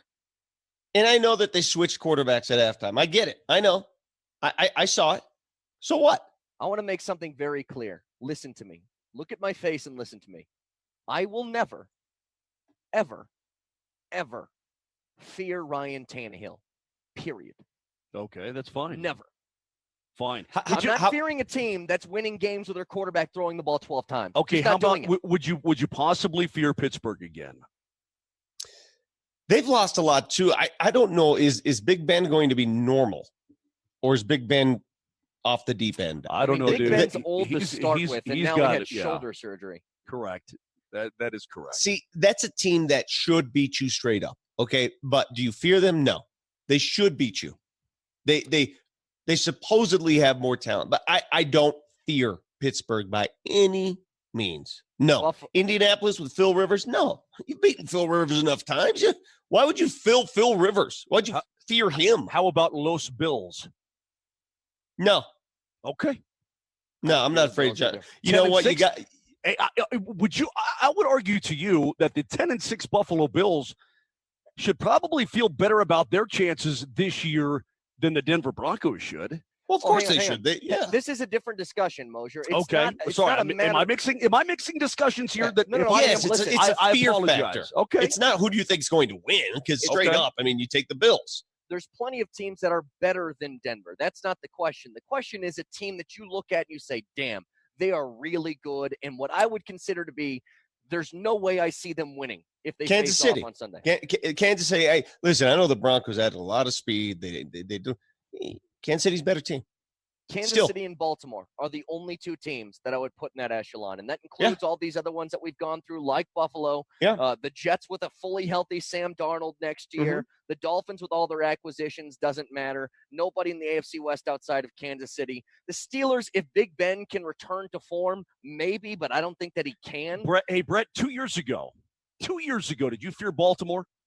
When Flacco got benched and Lamar Jackson came in, and that playoff game was a total disaster. Did you fear them? No. Do you fear them now? Yes. Yeah.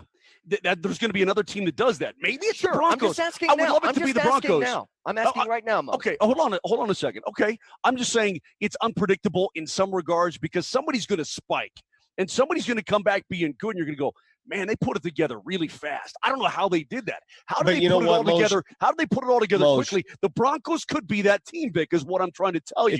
We're talking about aura now, and it's funny. You can pretty much whittle away every player and say, you rephrase this here, Brett, and just say, which quarterback do you fear? That's basically what it comes down to, right? So what it comes down to here. It's not who do you fear? It's what quarterback do you fear? Well, okay, let me tell you who I fear. Can I tell you who? Are you talking about just the AFC, the quarterbacks I fear? Okay. I fear Big Ben still. I mean, he's a Super Bowl champion. So I still softy fear him. with that beard now. Big old softy. Okay.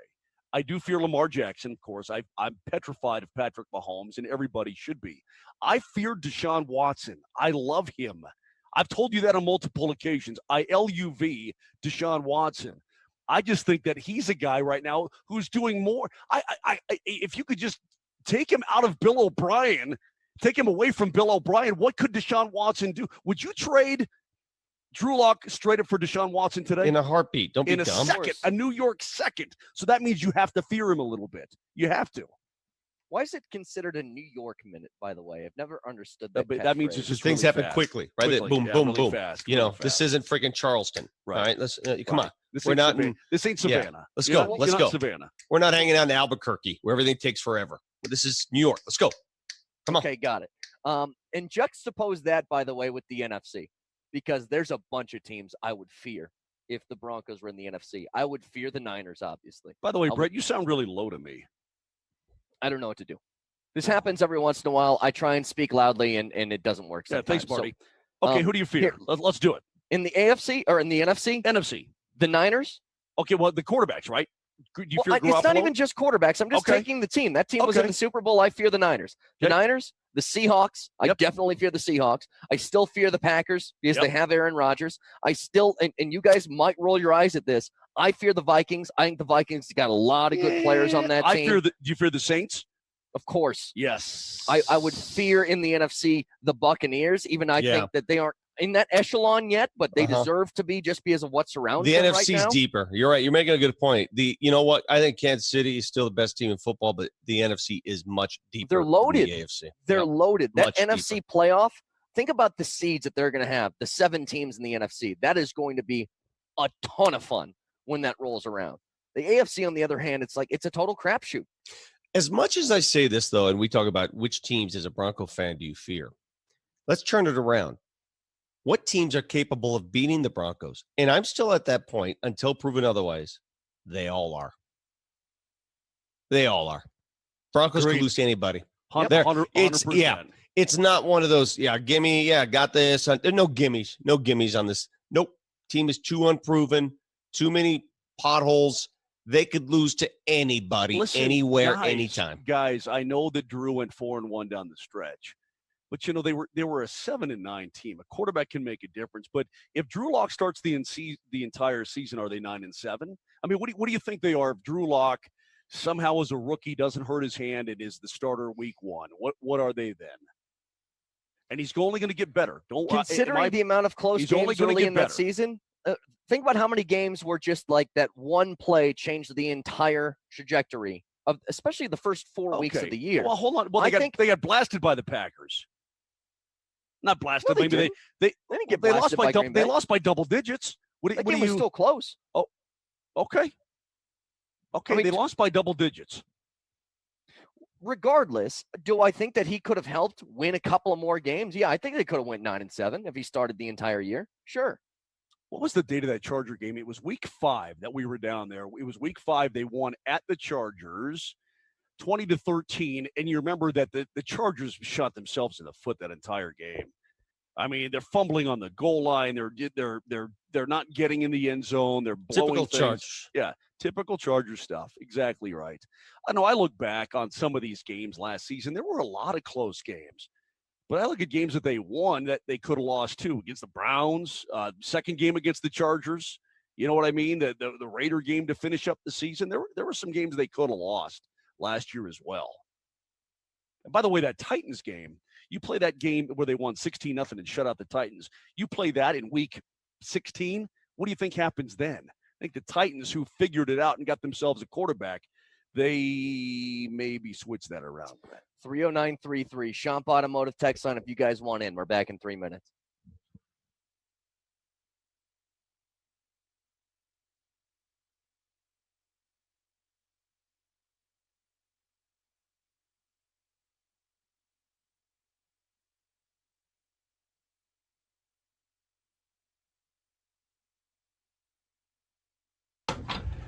He may be number 2, but he doesn't play like number 2. Nate Kreckman and Andy Lindahl, Altitude Sports Radio 92.5. That's called a double entendre to continue the 2 theme to begin the program. We are with you until 6 p.m. today. Our show starts at 2.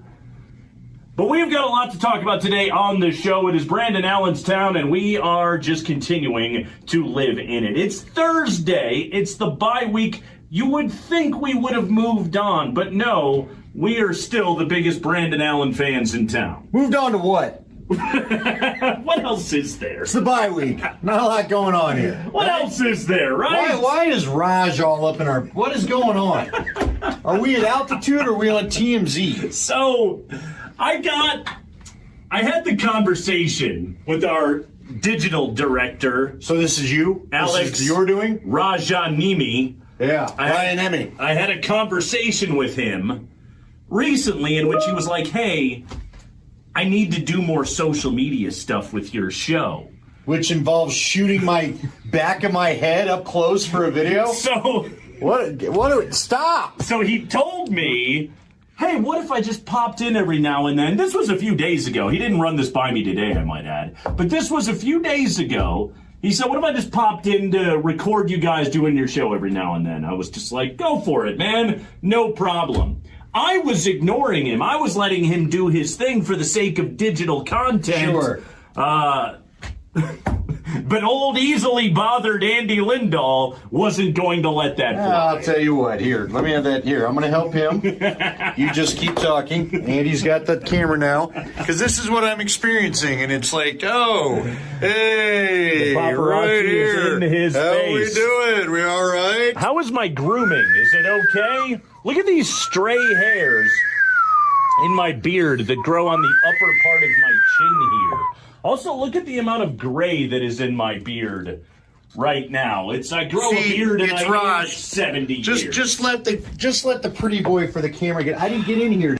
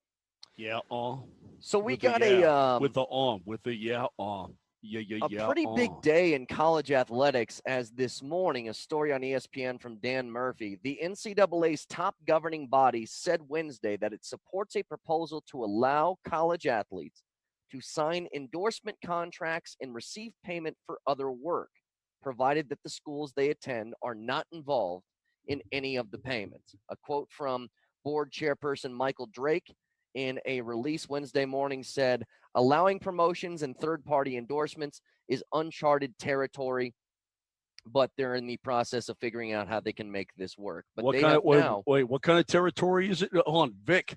What kind of territory is it? Uncharted territory. Just making sure.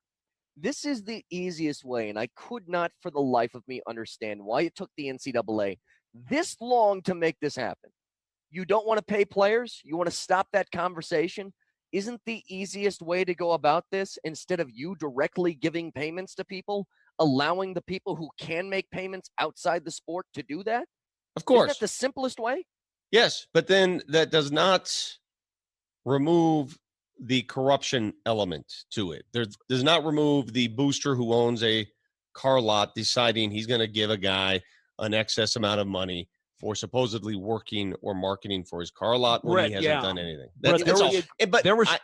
there was a guy at SMU who was the best bench watcher on the entire roster. This is in the 80s.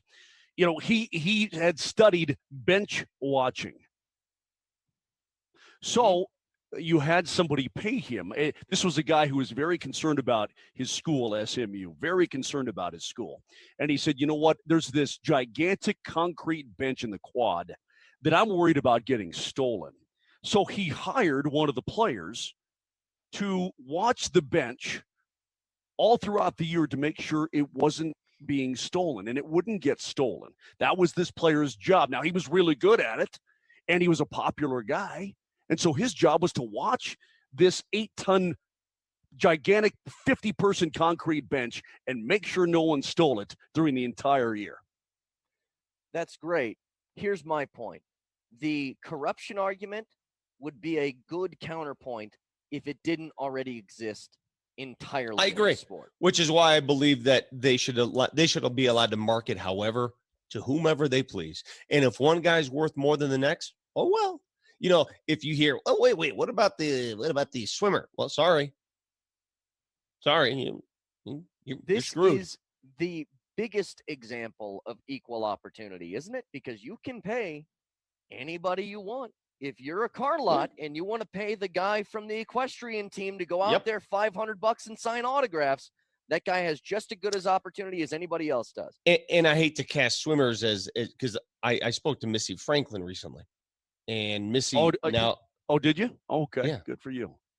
I spoke to Missy Franklin, and you know what? Summer Sanders and I are we're on a first name. Am I allowed to say stuff? Am I allowed? She's going to be on a podcast coming soon, and I can't. The one you're on with Adam Schefter? Shut up. Yeah, anyway, this podcast with Adam. I'm Schefter very that important. I asked her this question. I asked her, you decided to go to college and forego the professional route, or you could have made a ton of money. Do you remember how big she was at the age of 17, Mo? Huge. She was fantastic. Huge. And not only that, but she was really awesome. She was the darling of the London Olympics, Brett. She could have done whatever she pleased. She could have promoted any product in the world. Dude, she could have made millions. Omaha holds the swim trials every year for the Olympics. I know. You saw it. You saw it. People were going insane when she was in downtown Omaha. And she decided, I'm going to wait 4 years. I'm going to go to school. Because she wanted to be part of a team, and she considered that more important than chasing the money. More power to her. But can you imagine a world in which Missy Franklin were allowed to go to Cal, go to school, and on the side, promote and endorse whatever product that came her way? What's wrong with that? And the biggest deal that you guys are not going to understand, and the reason why I think more than anything else, this has become a constant topic of discussion. You're going to hate this answer. The NCAA video game that used to come out every single year and sold millions upon millions of copies, this allows it to come back now if players can make money off it. And this is a way that if they do this deal, everybody gets a little bit of change from it. If you allow this game to come back, everybody gets a little bit of cash. And again, the bottom line to all of this is you're creating an avenue where they can make money and they can get off your back a little bit about paying them something on the side, some sort of stipend. I don't disagree, Brett. I mean, I would like to see these guys get some money. But you also have to figure in, too, okay, and if that does it, that's fine. But you can't pay people because you can't pay football players more than you pay the synchronized What are you talking about? It's an endorsement. Of course you can. You can pay. It's marketing. I'm talking about for an autograph. I'm talking about for the university itself. University can't. Yes, you're right. Because the Title IX and all that crap comes into play. You're exactly right. You cannot pay. Let's say you have this star basketball player at Duke. You can't even pay him any money. Wink, wink. You can't, because you would have to pay, again, whatever you pay him, you're going to have to pay the women's equestrian But see, team, this the exact fixes it same for money. everybody, Moj. This fixes it for everybody. You take that responsibility out of the hands of the university. They don't have to worry about it, and you put it in the market. You put it in the market. The market dictates how much and who gets paid. Then you'll have players rolling in their, in their Benz. They already do. They already do. I mean, come on, you don't think they already get paid? Are you crazy? Are you Well, naive? maybe you're right. Maybe you're right. Maybe See, this is maybe what you're kills right. me. Let me get two things in here. One, the competitive balance argument. Whenever it comes down to something like this, what if somebody wants to pay $70,000 for somebody to show up at a car So lot what? on It's the already weekend? imbalanced. It's already imbalanced. Creighton paid a player, $100,000 to play We basketball saw it on the for them. scheme that was proven on a television show with a wiretap. And then it goes to, well, what about the competitive balance?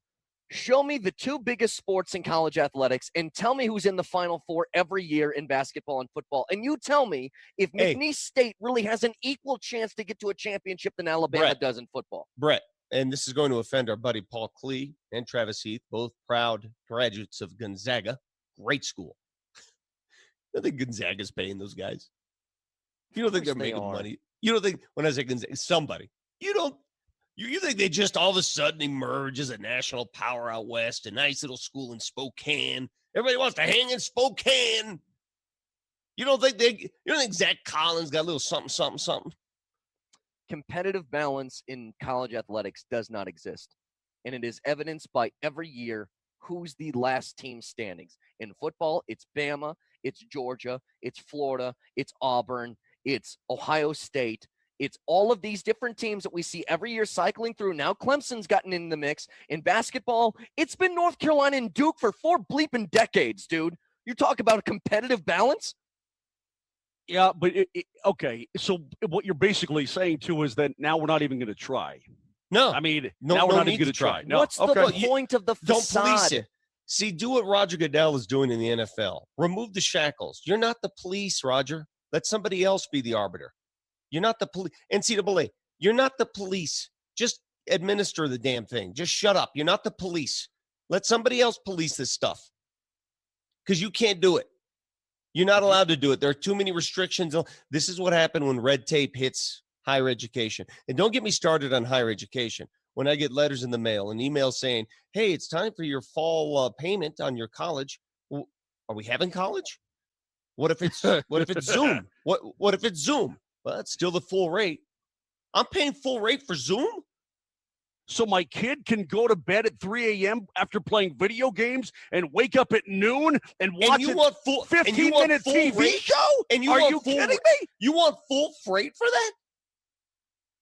Higher education in general, that bubble needs to burst. It is a now. Rip-off. It's a It needs total to burst rip-off. now.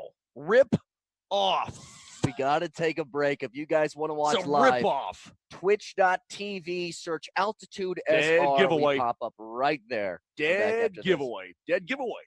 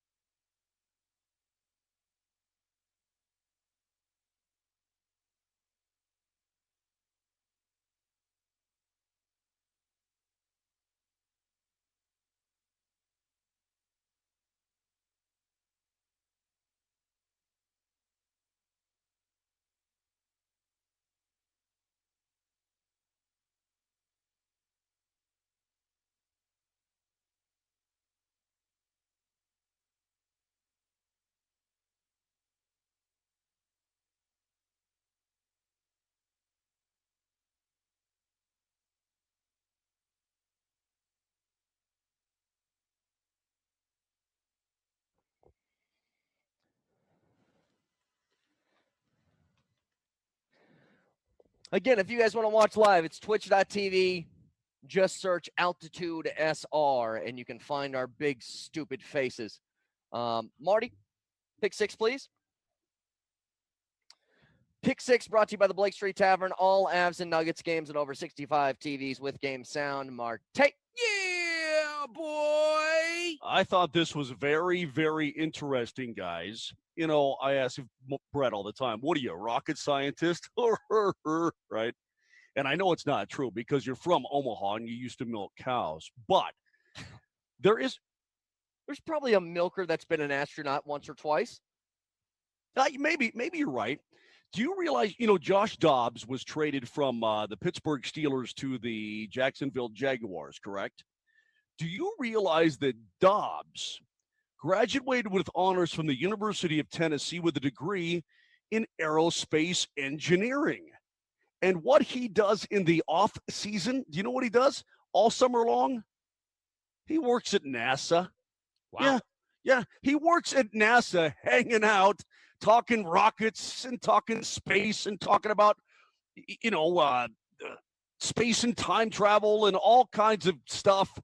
The guy is like brilliant. I was looking at Myron Rolle the other day, right, Vic? That guy's something else. Rhodes Scholar. He's now a doctor after his NFL career. He's like one of the most brilliant guys in the history of football. Dr. Eric McCarty here, formerly of the CU Buffs, played linebacker. He went along the same path.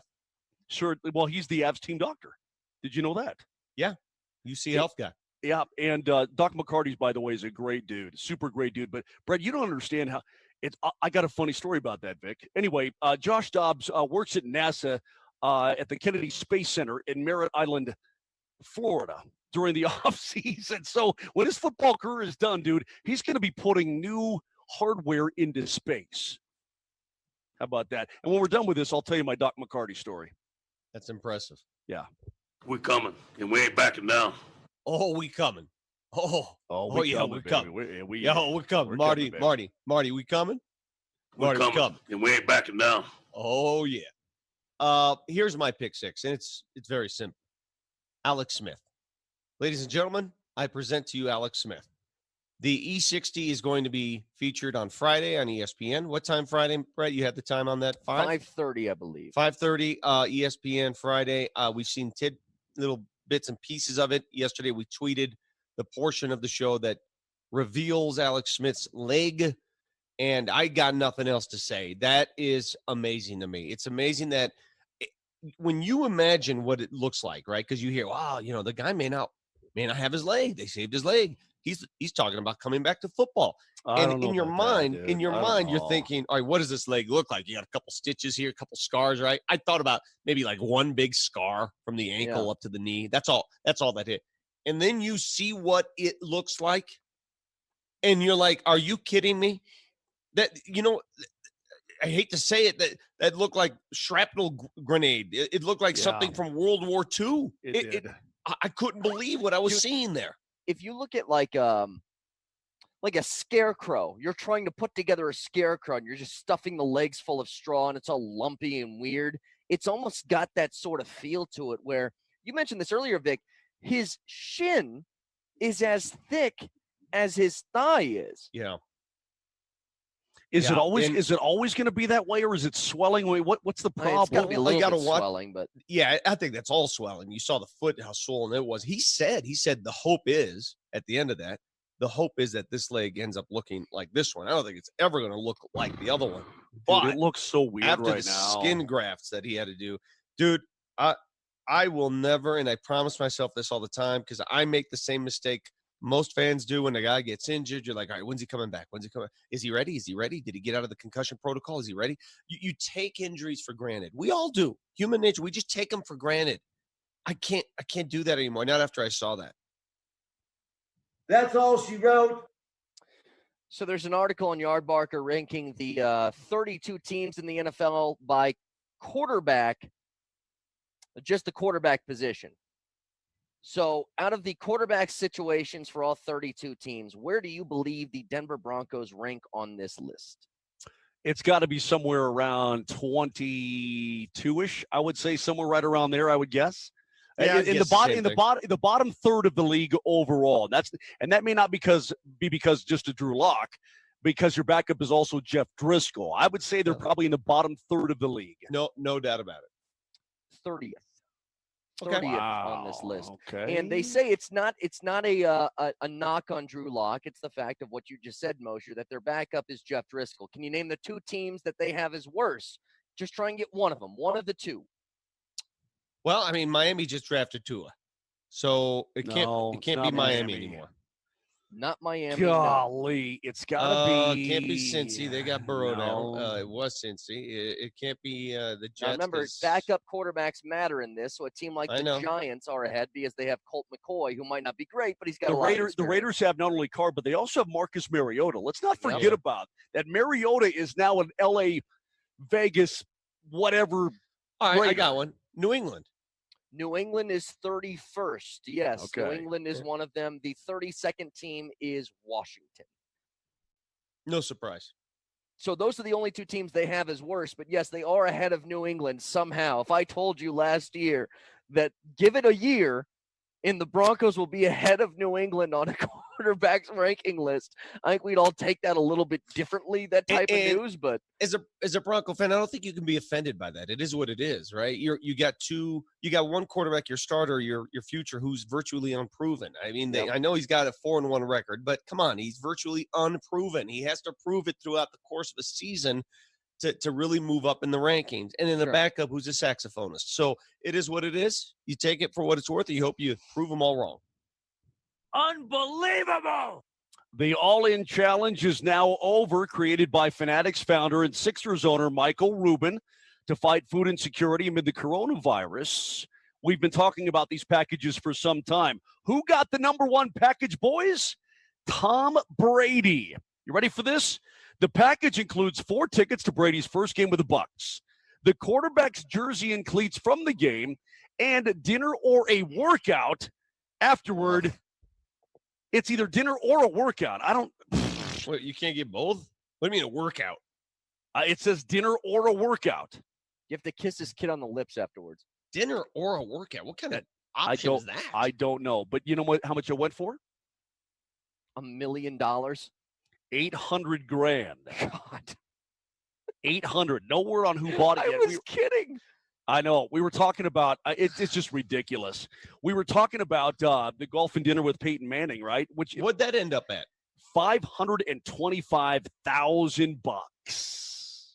Who has this kind of money? I don't know. You ready for this? The game of horse and sitting courtside at a Lakers game with Magic Johnson, $220,000. Magic Johnson. My God! I'm sorry. I know that he's like Mr. Charismatic. This is something maybe I didn't experience it because I wasn't around when he was playing and in his prime. But since Magic Johnson, the one that I've known, he's been incredibly boring. I'm gonna be in and out. His tweets are boring. His quotes are boring.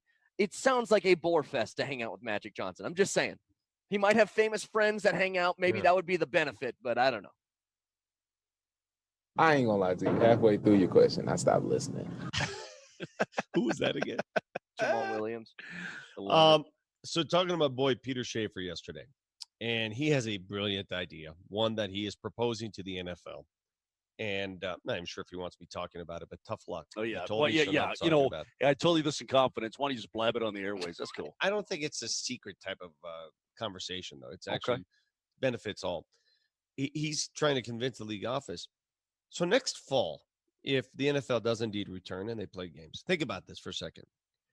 The Hollywood menu is going to be empty. There's nothing on the menu because Hollywood is not in operation right now. These shows, these series, these whatever you watch on television, on the networks, especially HBO, even Amazon, nobody's shooting anything. You can't shoot anything. Hollywood does not exist. For the last 2 months, there has been no production. You can't shoot, dude. I don't watch those. I don't watch set. I don't watch sitcoms and that stuff anyway. I don't do it. I'm not like you guys. I'm more advanced. All right, so great. Consider that argument for a second. When the fall season rolls around, you have no television programming. All you have are repeats because nothing has been shot. Nothing is prepared. You have nothing but repeats in the fall. Television is going to be weak to watch outside of live sports. Spit it out. Live sports is where it's at. He proposes football 5 days a week in the NFL. Sunday, Monday, Tuesday, Wednesday, Thursday football. Rotate it so every team doesn't have to play, 4 days rest. Every team gets a week's rest. Monday, Tuesday football, Wednesday night football, Thursday night football. You take Friday and Saturday off for high school and college and resume it on Sunday. I would watch the hell out of it. No. What you're proposing, Vic, is that if or when football comes back, you take away my red zone on Sundays. Bleep you. I live for red zone. On those days, well, it's only on one. a Wednesday night. Okay, hold on. On a Wednesday night, it's 4 games per October. Sunday. On a Wednesday night in October, and you're going through the television. There's I'm doing hockey. I'm doing hockey. I know. I'm sorry. You're different. I'm doing hockey. I know. And I'm doing the NBA. We're different. I'm out. You're right. But I'm talking about the common viewer who's a football fanatic, let's say, all right? And you want to watch something on television that you normally this crap's a repeat. I'm not watching it. You wouldn't watch Wednesday night NFL football game of the week? No. This isn't a question of what I watch or not. Of course I would watch. It's what do I prefer? I prefer my red zone. And there's going to be, if football is being played, there's going to be probably baseball on at that time. There's going to be hockey on at that time. There's going to be basketball on that time. I got plenty of options during the week. You keep my red zone Sundays right where it's at, and you leave it alone. There's going to be there's going to be drone racing on at that time. Just an idea. I love drone racing. It's not sexy. You want to have sex? Speaking of drone racing, the Ocho is coming back this Here weekend. we go. That's right. ESPN 8. We got the world record deadlift attempt by Thor Bjarnason. You might know him as the Mountain on Game of Thrones. What's his name? Thor Bjarnason. Thor. Okay. Also have cheese rolling, frog jumping, Japanese monster wrestling. I don't know what that means. That sounds fun. The Golden Tee World Championship, Putt-Putt Championships, the stupid robot fighting league. How about this, guys? Lawnmower racing. You in for that, Moj? Yeah, I'm in. You know what I catch myself doing sometimes, and I don't know how this happens? When I turn on, if I find sumo wrestling, for whatever reason, I can't stop watching sumo wrestling. I love sumo. Dude, I don't know when it comes on. Once per year, sumo comes on, and I'm fixated on sumo. I know why. It's just a basic date night for Moser.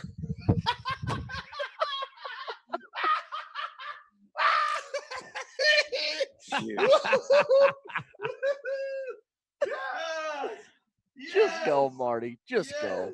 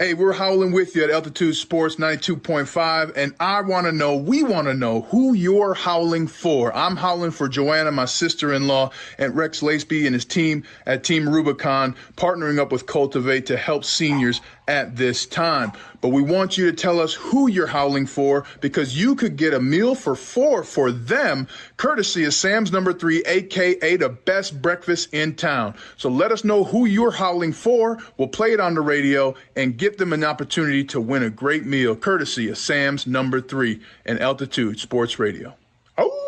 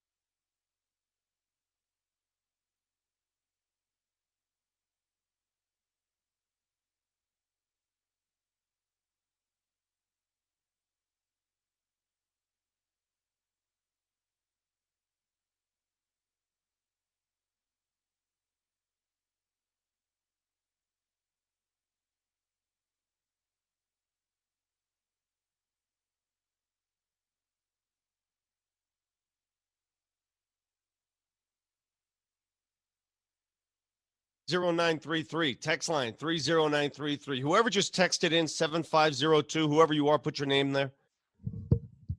This person texts in, that wasn't that funny, Vic. Reminds me of Vic's buck slaughter joke. Not that funny. I'll tell you what's funny. All right, let me be the guy who tells you what's funny. That was funny. Going to break with that was damn funny. I didn't think it was that funny. I thought it was I mean, perhaps on the other side of the coin, it was very amusing. But let me tell you what's funny. I'm the guy who tells you what's funny. To be on the receiving end, it was far less humorous, I'm sure.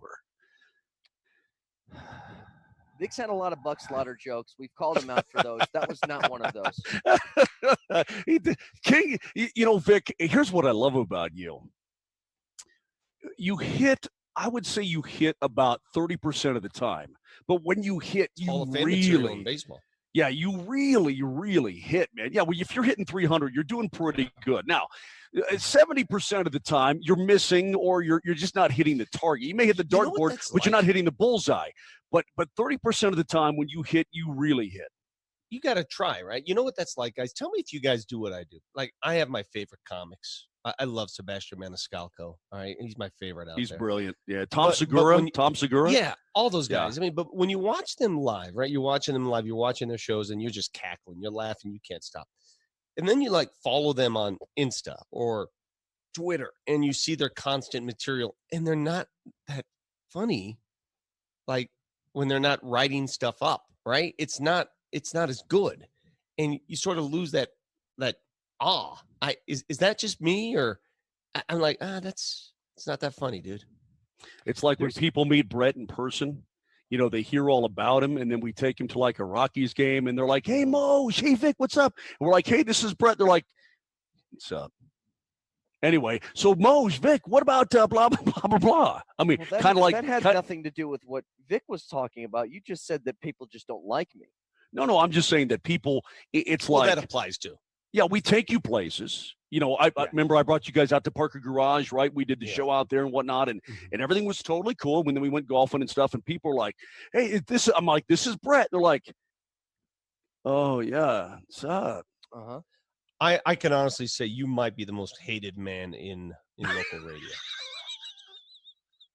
Me? Yeah. Yeah, maybe. Never. That's not enough time. That's faces.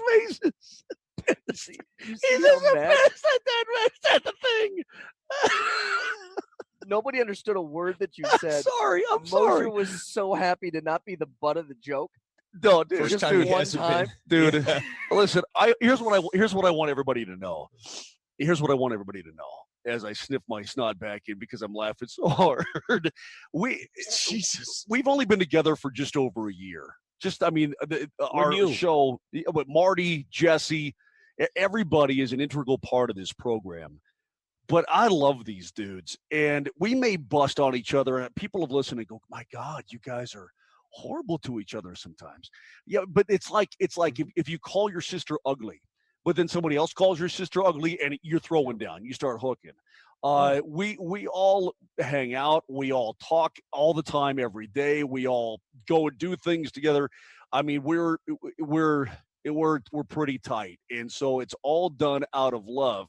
And so when I look at when I look at Kane's face, now that we know him, to know what he's thinking, it just makes me laugh inside. And it may be some inside dope, it may be some inside knowledge here, but man, it's funny. And you guys, I just want to tell you, you guys make me laugh. Great, shut up for a second. Charged with buck slaughter tonight. So today, the Colorado Rockies, if things were normal, would have been hosting the Chicago White Sox at Coors Field. Little interleague action. About a month into the season. What do you think the Rockies, where do you think we'd be right now? A month into Rockies season? It's a great question. I'd say because their schedule started rough. 500? I'd say about 500. Maybe a game or two less than that, but hovering around there. I think they would hang in the same way. Well, this didn't happen last season, but the same way this typically happens for the Rockies before everything falls apart because the pitching can't handle it late. I think that they would hang in there. The bats would keep them afloat. The pitching would be all right. This would be the portion of the season where the conversation around the Rockies would be, if they can hang on to this and make a couple of moves around the deadline, maybe they can sneak their way. I think that's the kind of the way that we're talking right now. You know what this virus has done? I think it's really it's thrown a pail of water on the distress between Nolan Arenado and the franchise. And I'm not saying it made it go away. By no means has it gone away. But I think it's offered some clarity for Nolan and some peace because there are bigger things to deal with. Did you guys read his personal account at ESPN about how badly he misses baseball and what he does on a daily basis? I have not seen that. it. Invest the time, Okay. and you read that, and you're like, wow, this guy is a lifer. And for the life of me, I can't help but say, this is a dude who literally, and I mean, he has no girlfriend. His girlfriend is baseball. His mistress is baseball. His kid is baseball. He has no family outside of his mom and dad and his brothers. He has nothing but baseball. That's what he does, lives, dies, breathes. How do you not want somebody like that on your team? How do you not? He's a lifer, bro. It's all he does. Well, the question that you're asking is not directed to anybody except for two people, isn't it? Bridich and Dick Monfort. Dick Monfort and Jeff Bridich. Yeah, that's it. I mean, that's the only guys who would disagree with you as of right now for who doesn't want that guy on our team. The two people that make the decisions are the only guys that disagree. Now that we're watching hobbies, he has no other interests. He does nothing else but do baseball every day. Read that piece. Wakes up and does the baseball. Now that we're watching The Last Dance, and I'm not going to compare them, but I don't want this Bridich. I don't want this angst with Nolan and Monfort's possible angst with Nolan to be like the Krause Reinsdorf with Jordan type of thing. Now I know we're not talking about 5 previous championships, and Krause wants credit for building it and so on and so forth. But don't let your ego and your own personal feelings get in the way of what is best for the franchise. And paying all, Nolan, it may be moot point anyway because he may want to leave. He's intimated he doesn't think you can win here. He's intimated that, guys. So that may be part of the equation. But if you can, try to fix things the best you possibly can. I think it's irreparable at this point. I don't think this is a fixable situation. However, I would do my very best work to try and iron things out. Well, you'd have to. And this is what Vic was talking about. Maybe this is the number one thing that you can say for this coronavirus hiatus. Is that the time off, unlike the offseason where it was intense negotiations and they were maybe talking trade with Arenado, all that's been on the back burner, and it's given you plenty of time now to fix and mend a relationship that previously looked like it couldn't be. Can I amend something, by the way? I said he has no girlfriend or wife. He actually is married, but that just goes to show you how much he's married to baseball that you dismiss and forget that he got married. He got married recently. I was gonna say that to you. That he is doesn't have a Nolan's girlfriend. married. And yes, that is accurate, Vic. He doesn't have a girlfriend because he has a wife. Okay. I was gonna, everybody's married. Like I'm married, and I don't want to speak too loudly because she's downstairs right now. But who am I really married to? You said everyone's married. Yeah. Look on well, I mean, your that are computer married. screen. Like I'm all right, not you most, but I'm married, right? That's why I'm married. I'm married. I got a ring on. But who am I married to? You're who am married I to really married sports. You're married to sports. You know what I'm saying? I'm married, and I'm not going to lie. I'm not going to be one of those. Are you married to the hot tub yet? Don't call me that. Have you proposed to the hot tub? The bottom line is, I am married to what I do and what I am, and I am defined by it. So I'm not going to lie and make crap up. This is who I am. I'm married to sports. I'm married to what I love, and I love her too. But I got 2 wives. Hang on, I got hang 2 on. wives. Let's rank your marriages, and I'm going to speak quietly too because I don't know if she can hear me or not. I don't know how it All right. works. Are you contending the same thing I am? Brett, don't let her hear you because if you do, you'll make the list. Like I got off the list, thank God, but I was on the list at one point. Don't get on the list. Just don't. I'm married to sports. That's number one. I'm married to beer. Second. Whiskey is Video third. games? Yeah. No, video games don't make the list. You're would say stupid that dogs. Movies are close. My What about your dogs are dogs? up there. I would put her fourth, but booze and sports comes first. What comes first? I know. That's the reality. reality. Vic, you aren't stopping at just sports. I mean, what else? What else is ahead of the Queen of No, Chicken? and I'm being dead honest here.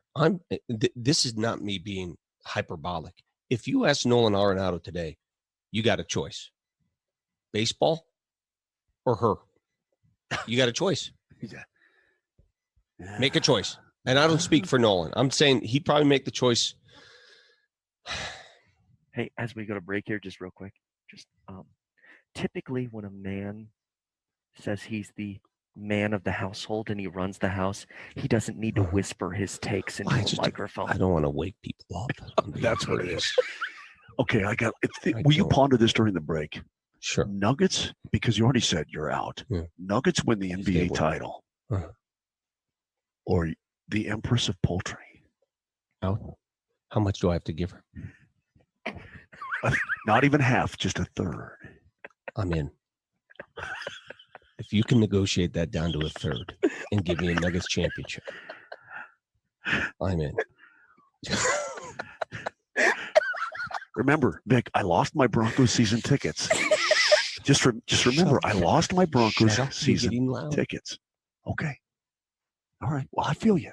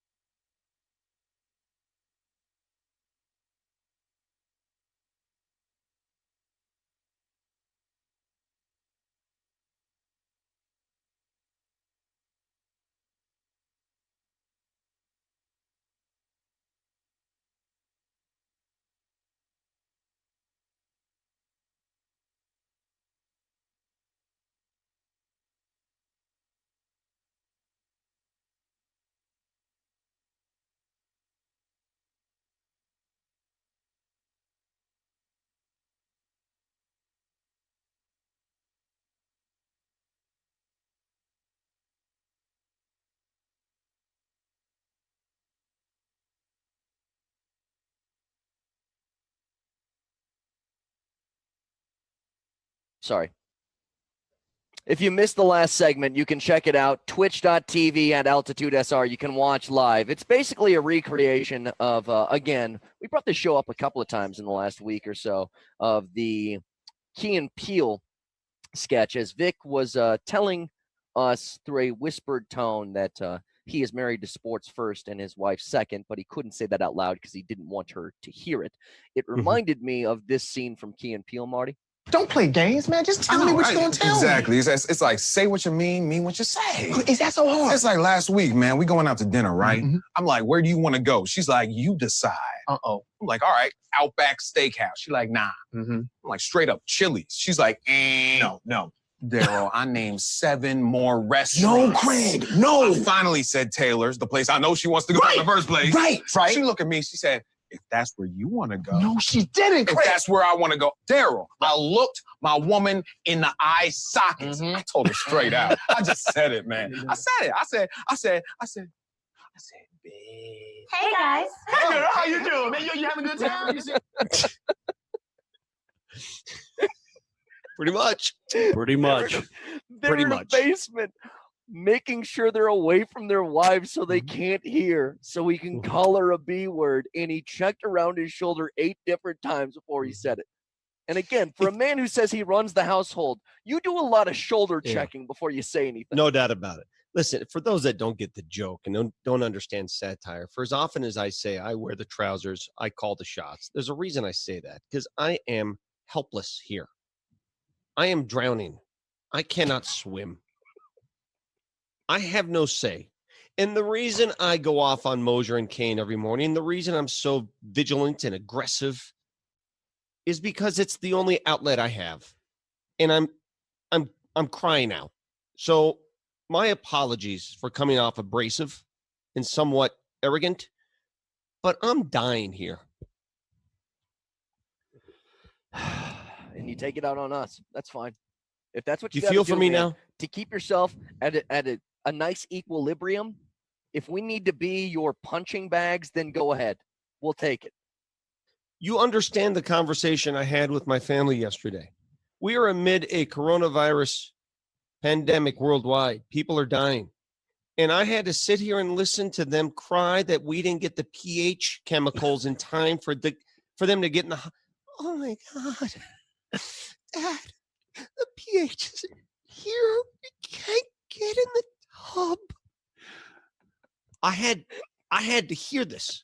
Oh, hold on. I want to hear about the volleyball net. Tell me again about the volleyball. No, I mean, I'm done, dude. I'm done. I'm done. Tell me about the volleyball. I got to hear about. I'm done. I want to go the way of Moj, and there's days where I think here's what's interesting. And maybe this is just looking back, Kane, and you're still young enough, and Marty, you are as well. But I try to imagine my daughter being raised by my dad. I try to imagine Vic's kids being raised by Easy. Oh my God. You see what I'm saying? God. The translation between there's a middle generation, which is us. Yes. Where's the translation lost between my dad and my daughter, between Easy and your mom and your kids? We're to blame. See, we're the problem, right? We're to blame. And that's why everybody, millennials are soft. No. It's the way they were raised. We are to blame. Look at me. I'm pointing at my chest.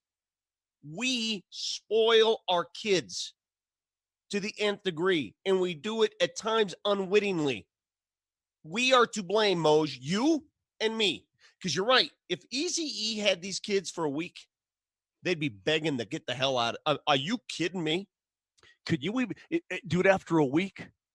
They would never bring up volleyball net or pH balance again for the rest of their human lives. Holmes, I guarantee. You think my daughter would have been, that my 14-year-old would have been in the middle of my 14-and-a-half-year-old, my God, would have been in the, gosh, 14 and a, she's 14 and a half. She would have been in the middle of the street taking selfies of herself at 6 a.m. for Instagram with my dad. She'd be lucky to be able to get out of the street. I'm not kidding. Well, she would first of all have trouble figuring out how Instagram works with your dad trying to get on a Zoom call for our mock draft earlier. Maybe. Can I just offer one? And I know we have to move on. This is a sports show, but just one last difference. When I was in third grade, and I'll never forget it. It was like yesterday. It was scarring to me. On my way home from school, I was in third grade. I couldn't make it home, and I pooped my pants. And I remember. I'm not laughing. This is not funny. Wait, this is not funny. Well, hold on. How old were you? Hold on. What do you I was in third grade. Make it home. I could not make it home in time. And with about 2 blocks to go, I'll never forget. I was on Raleigh Street and 2 more blocks to Perry. She went. And so I get home thinking, all right, I'm going to find, for me, a sympathetic mother who's going to say, oh my God, it's okay. It's okay, honey. It's okay. It's okay. It happens to all of us. Just exactly what the Queen of Chicken would do with her kids, right? It's okay. It happens to all of us. Do you know how my mother greeted me that day? She slapped the crap out of me twice and told me to go clean it up. She slapped me and said, what are you thinking? And that's how I was raised. And I know, Moser, you experienced similar. Well, the issue that I've had with the story was that you blamed pooping your pants on being in the third grade. You aren't a baby. Yeah, dude, you're not a toddler. You're not like, it's not like you're third grade. Things happen, man. Come on. It's the same way that there's a lot of people your guys' age when they bring up stupid stuff they've done in their life and they just go, well, it was the 80s. Yeah, come on. Yeah. Third grade, you learn multiplication, you poop your pants. Things happen in twos. Hey, by the way, I know we got stuff to finish up here on this program. I understand, including football. But what is you pulled out a world map behind you? Why is that? Why is there a world map behind you? Well, because if by chance the Queen of Chicken listens to that last segment, I'm trying to find a place to live.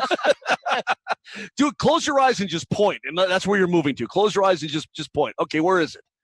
Mongolia? Pakistan. There's no such country as Tajikistan. Tajikistan? Yeah, that is a country. Yes, Tajikistan. All right, you fit in well there, man. Wait a minute. They have good hoops programs there. You'd be perfect. Tajikistan is somebody the Broncos drafted in the 6th round, I think. Speaking of pooping your pants, the topic of discussion today, did the Broncos poop their pants by not drafting an offensive tackle? Because a lot of people have pooped their pants in response to that. And my whole point today has been, I get it. I wanted to tackle just like anybody else to replace Garrett Bowles. It wasn't on the board. And I don't got an issue with this draft, period. They needed a lot of different they had a lot of different needs, and they filled a lot of those needs. And first of all, if you just put it this way, if they traded up to 13 and took Tristan Wirfs, they put together some deal that was better than what the Buccaneers offered the 49ers, and they took Tristan Wirfs at 13. You know what you're saying right now? Well, what about the wide receiver?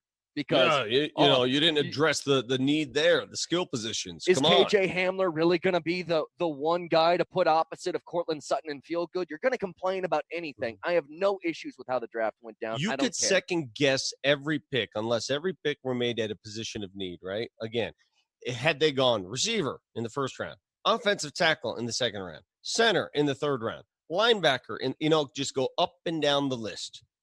Then people will have an answer to every question. Now they don't have answers to every question. And I understand where Bronco fans are coming from. I get it. Offensive tackle has been a train wreck. They didn't address it. Now they got to figure it out. Listen, Rome was not built in a day. You name me a team that has gone out in one offseason. And by the way, John Elway, and I've made this point numerous times, he's been trying to fix that offensive line. The Menelik Watson, there's been free agents, there's been draft picks, there's been this, there's been that. He has been trying. It's the fact that the offensive line needs fixing is not lost on Elway for the last decade. Don't get me wrong. But you can't just do it all in one fell swoop. When was the last team that went out and said, you know what, we need to redo our entire offensive line to be an all-pro offensive line? Boom, they get it all done. Especially left tackles, man. Tackles, there's such a high premium. And let me tell you, you don't fix it instantly through the draft either. That's not happening. You got to glue it together many different ways. I tried to bring this back to a football discussion, but then I just looked at the Twitch chat and I couldn't do it anymore because they just said Dr. Squishy Pants as Vic's new name. Listen, I say certain things. I'm honest with you. I empty my life. I empty it for you. I've emptied myself I think of all in my third foibles. grade, You empty yourself of your foibles. Well, don't empty anything into your pants. Dude, and I remember Sarah Hilbert walking in front of me saying, I cannot walk faster. And she's looking back saying, why aren't you up here with us? I got some problems. Hey, Sarah, you worry about you, okay? I'll worry about me, Sarah. You worry about you.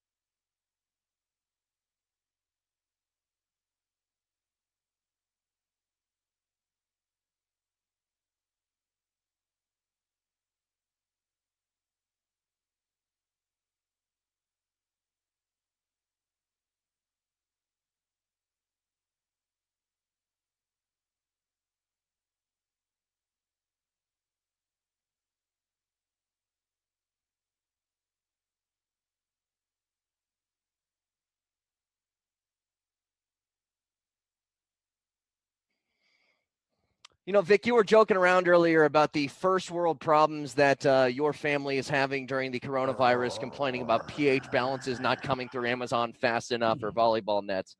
Did you guys see this story as the Lakers applied for that PPP program, the bailout for the government? What is it called? The payroll protection program, right?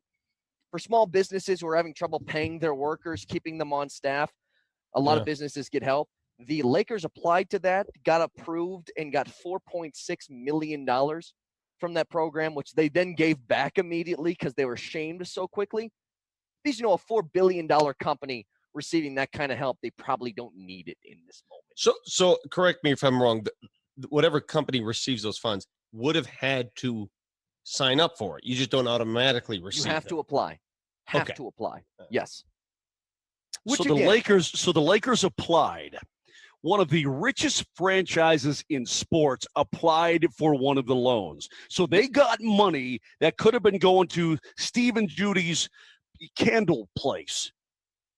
The dry cleaners down the road. Jesus Lord. Yeah, it's they gave it back. Yeah, out of shame, but yeah, they did give it back. Yeah, you wonder how many companies got their PPO. What's it called? I think it's PPP, Payroll Protection Program. Program. All right, how many that? Man, this is a slippery slope here, bro. We are going because how do you judge like who's deserving and who's not?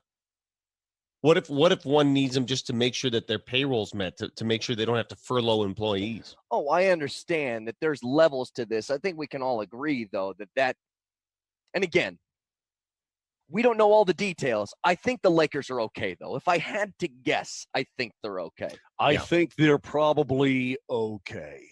Dude, they've got statues out in front of their joint that cost more than everything I own as a human being, including my home. I mean, do you know how much valet costs there? I go to a Lakers game. I have no $100. $100. Jesus. $100 for a valet. Yep.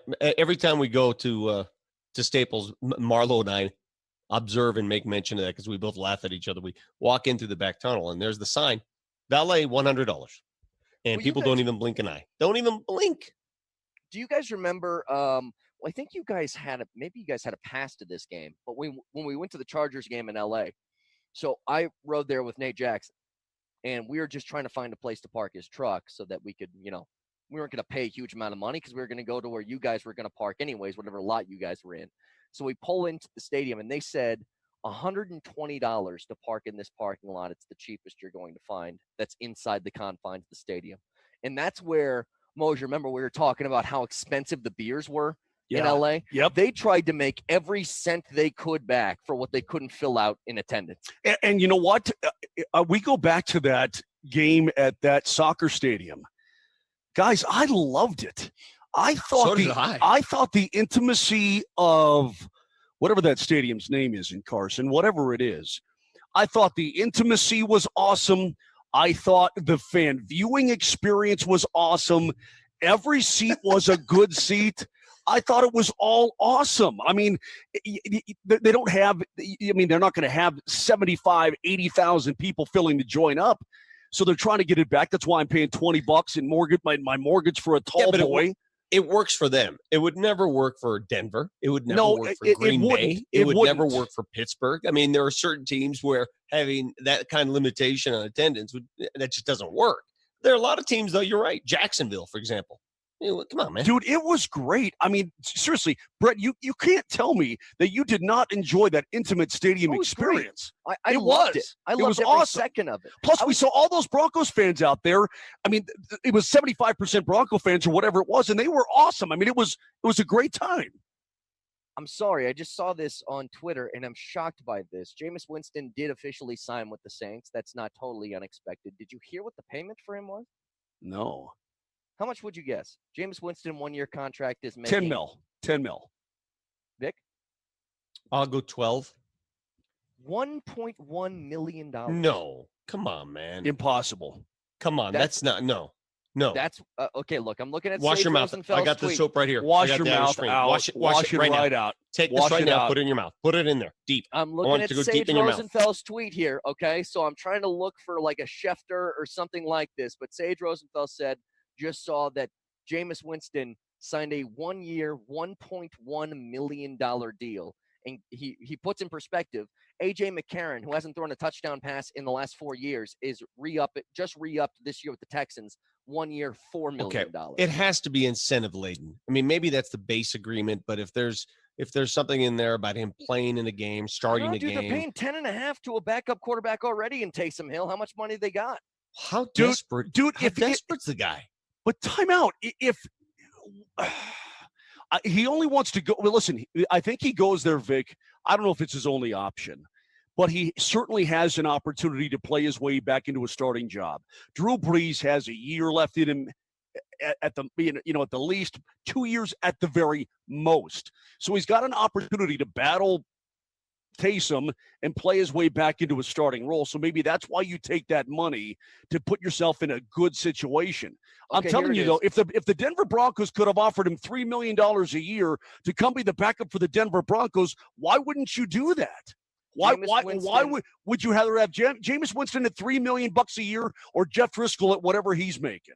Jameis Winston, according to NBC Sports here, it's a $1.1 million contract, so that's via Field Yates of ESPN. $148,000 signing bonus, $952 base salary. With incentives, he can make up to $3.4 million more. So that would be, if he hits every single number, it's a maximum of $4.5 million. But that's only if he hits those numbers. That is not the biggest sports story of the day. This just emerged minutes ago, and I'm going to read this to you, and I want to gauge your reaction just by watching your faces on Twitch. Mike Tyson announced he may return to the ring at age 53. In. I'll pay Quote, $50. Quote, I want to go to the gym and get in shape to be able to box 3 or 4 exhibitions, 4-round exhibitions, and give the money to charity. Mike Tyson. I'm paying for it. Done. Dude, simple. He could probably still win the championship. He could probably still win the title. Have you guys seen him, like, when he's training other guys, him just shadow boxing? You're like, dude, he can still murder somebody. Who's the guy that just won? The big guy. Who's the guy, the big Brit? What's his name? The drinks, Tyson Diet Coke. Tyson Fury. Would you take a 53-year-old Mike Tyson over Tyson Fury? No. Tyson versus Tyson? No, he's not going to be Tyson Fury. No, yeah, somebody. I don't know, dude. Man. I don't know, dude. You know, did you guys see that meme that's out with Evander Holyfield trying to put a mask on saying, God, I want to thank Mike Tyson. I could never keep a mask on my ear. Come on, so man. Good. All right, hey, let's get a poll question update. It's time for the poll results. It's time for the poll results. It's time for the poll results. It's time for the poll results. At Brett Kane Radio is where you can find the poll questions. If it doesn't break, are you in? Yes or no? All the time. 81%. There it is right there. 81% say they're in if it doesn't break. Follow-up question. Has a milker ever been an astronaut? Yes or no? That's got people. I think people are down on milkers. I'm going to guess probably 65%. Oh, 60%. Wow. 60% no. A milker has never been an astronaut, Marty. Buzz Aldrin never milked?